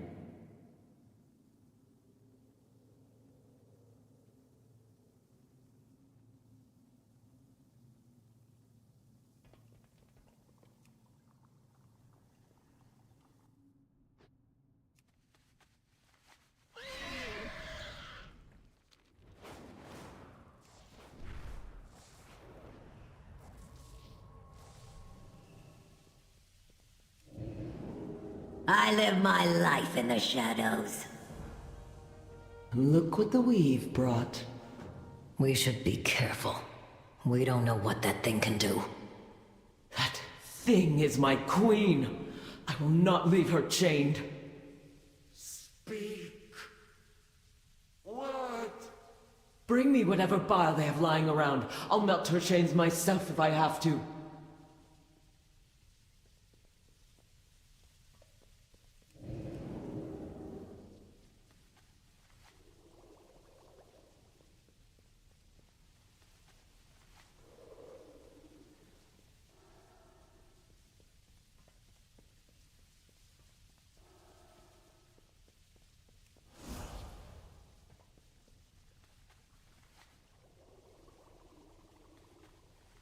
What are you doing? You're going to get us all killed. I know exactly what I'm doing. Who's going to stop me? You? Ha! Don't panic, it's just me. Look what the weave brought. Kahet is Korvan. We meet again. Don't panic, it's just me. Not now!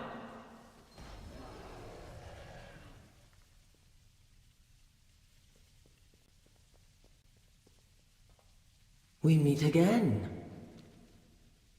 Don't panic, it's just me. Stay back!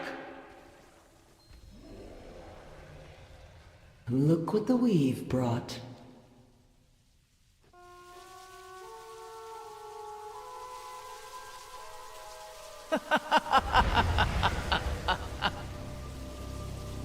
Your ascension is complete.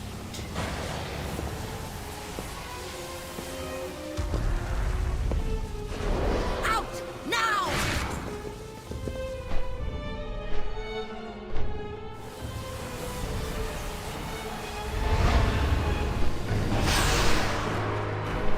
She seized your techie's mind without even blinking! If she can do that to one Ascended.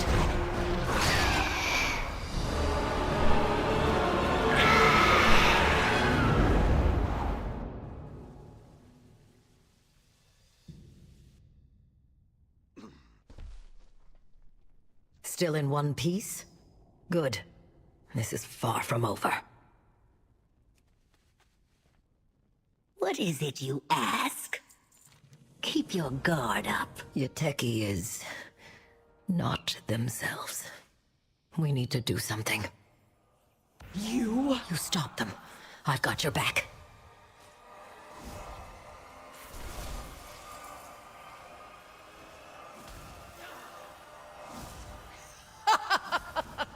Too late! Too far away.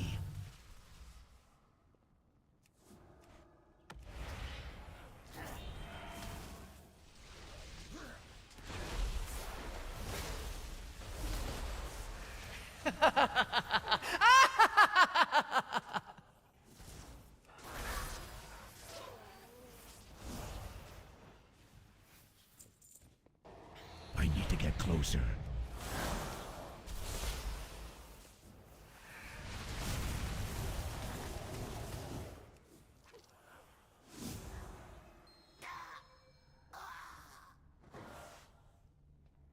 Easy there, Agent. Let's get them away from prying eyes. Figure out our next move.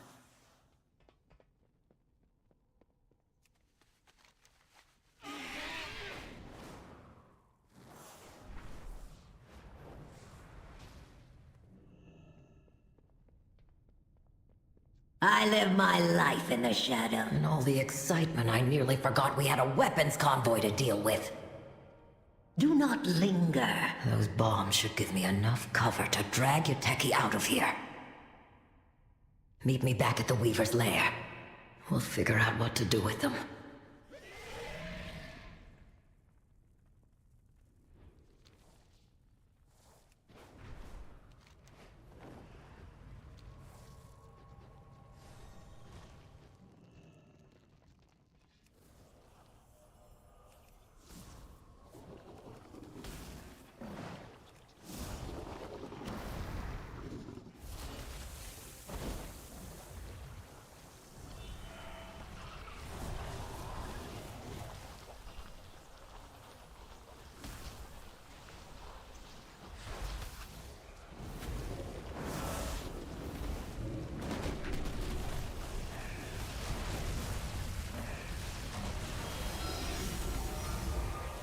My own army, spineless.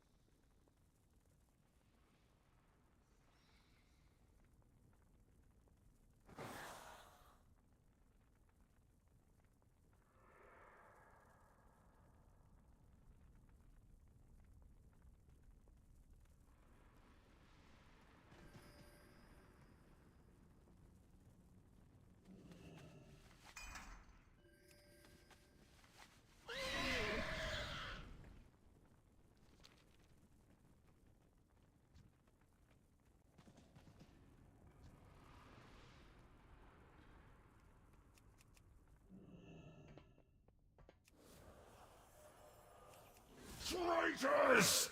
The Queen will hear about this!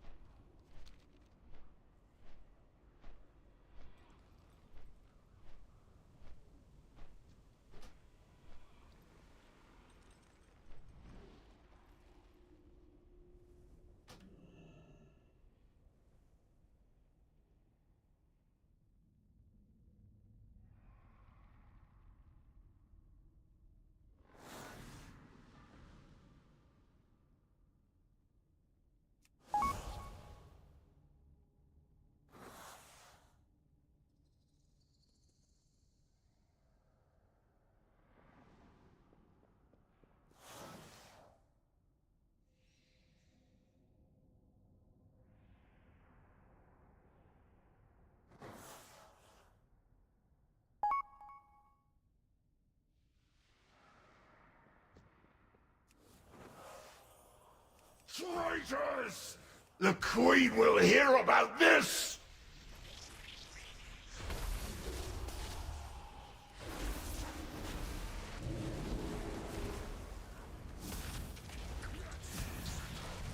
All our plans.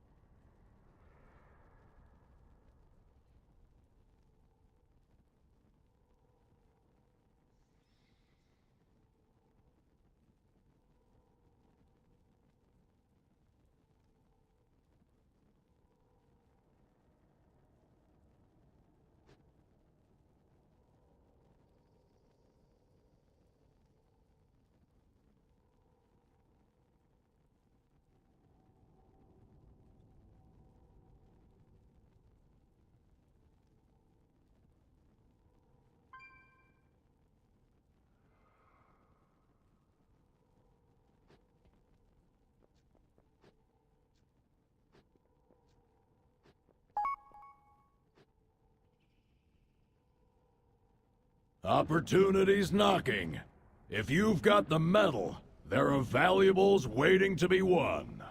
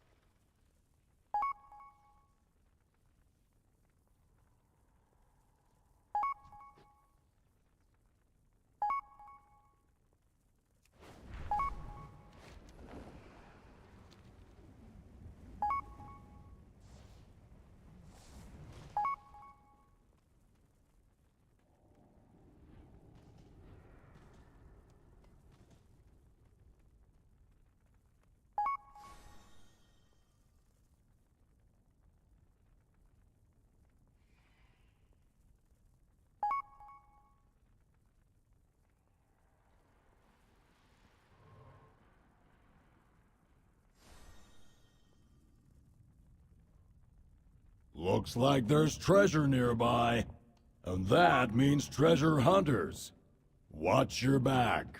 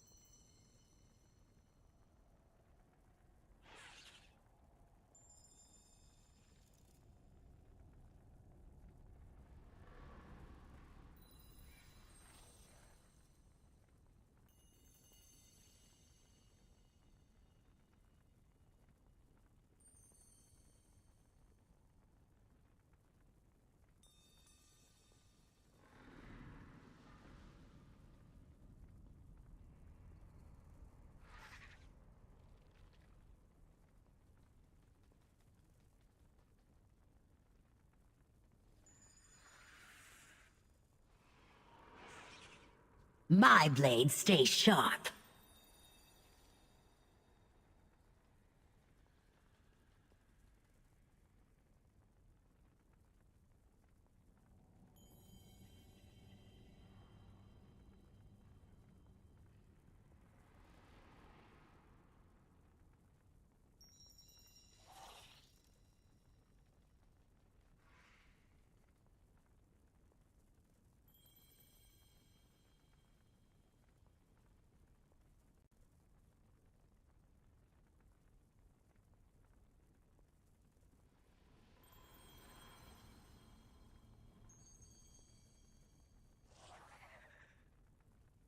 There is much to be done.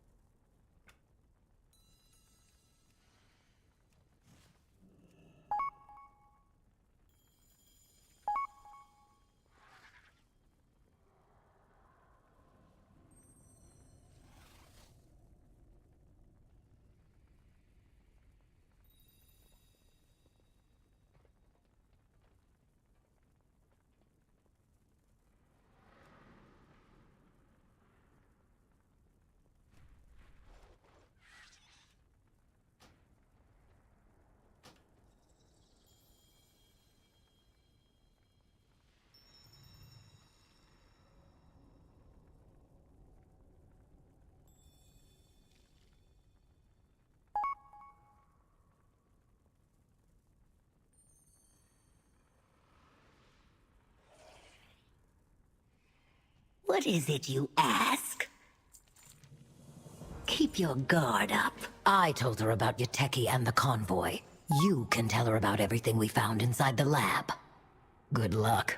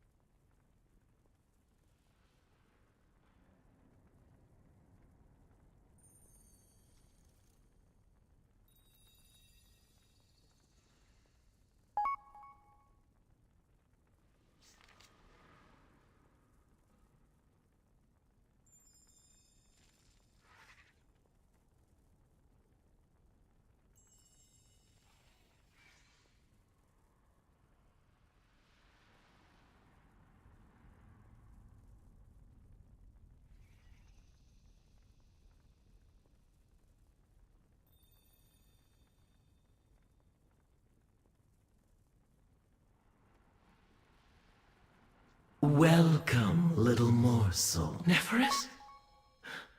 My queen lives? No. As you described it, she is but a shell of herself. It would have been better if they'd just killed her. You're wrong. Am I? One monster has sympathy for another. True death is the end of the story. Anything before that is workable. Let's go, champion. We've got a report to give topside.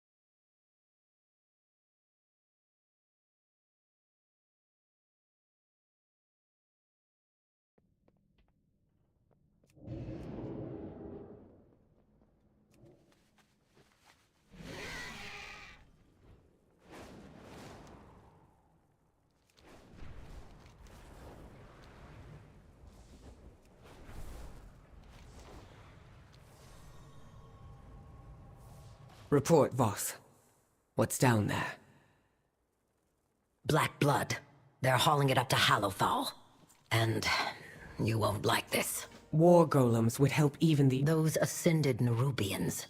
Xal'atath can stick her fingers right into their minds. They put up a hell of a fight. A tactic she uses all too often. We'll have to account for that when we face her again.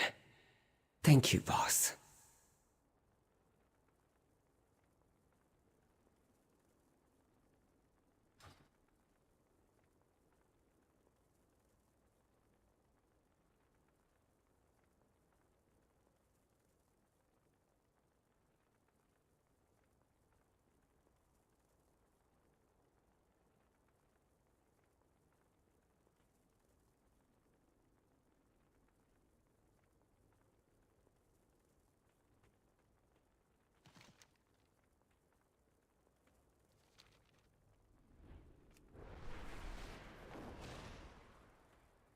Very good to meet you. Control your power. I see Zorine has returned. Does he bring our new Stormward with him? No. Our new Stormward has been right here all along. Lufcella has done what Baelgrim and I failed to do for thousands of years. She's brought the Stormrooks to Wing as equal partners, with compassion and understanding. Quite so. But will she accept the burden of becoming Stormward, Lufcella? If it means keeping the Stormrooks and their riders safe, then yes. Without hesitation.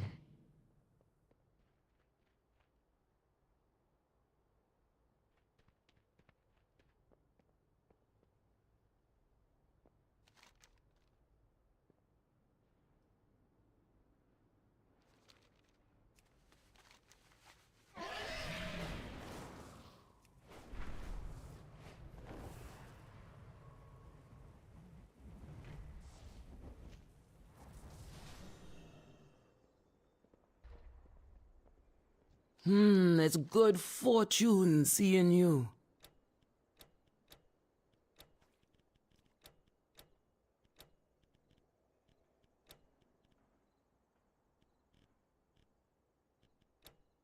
May the winds be in your favor.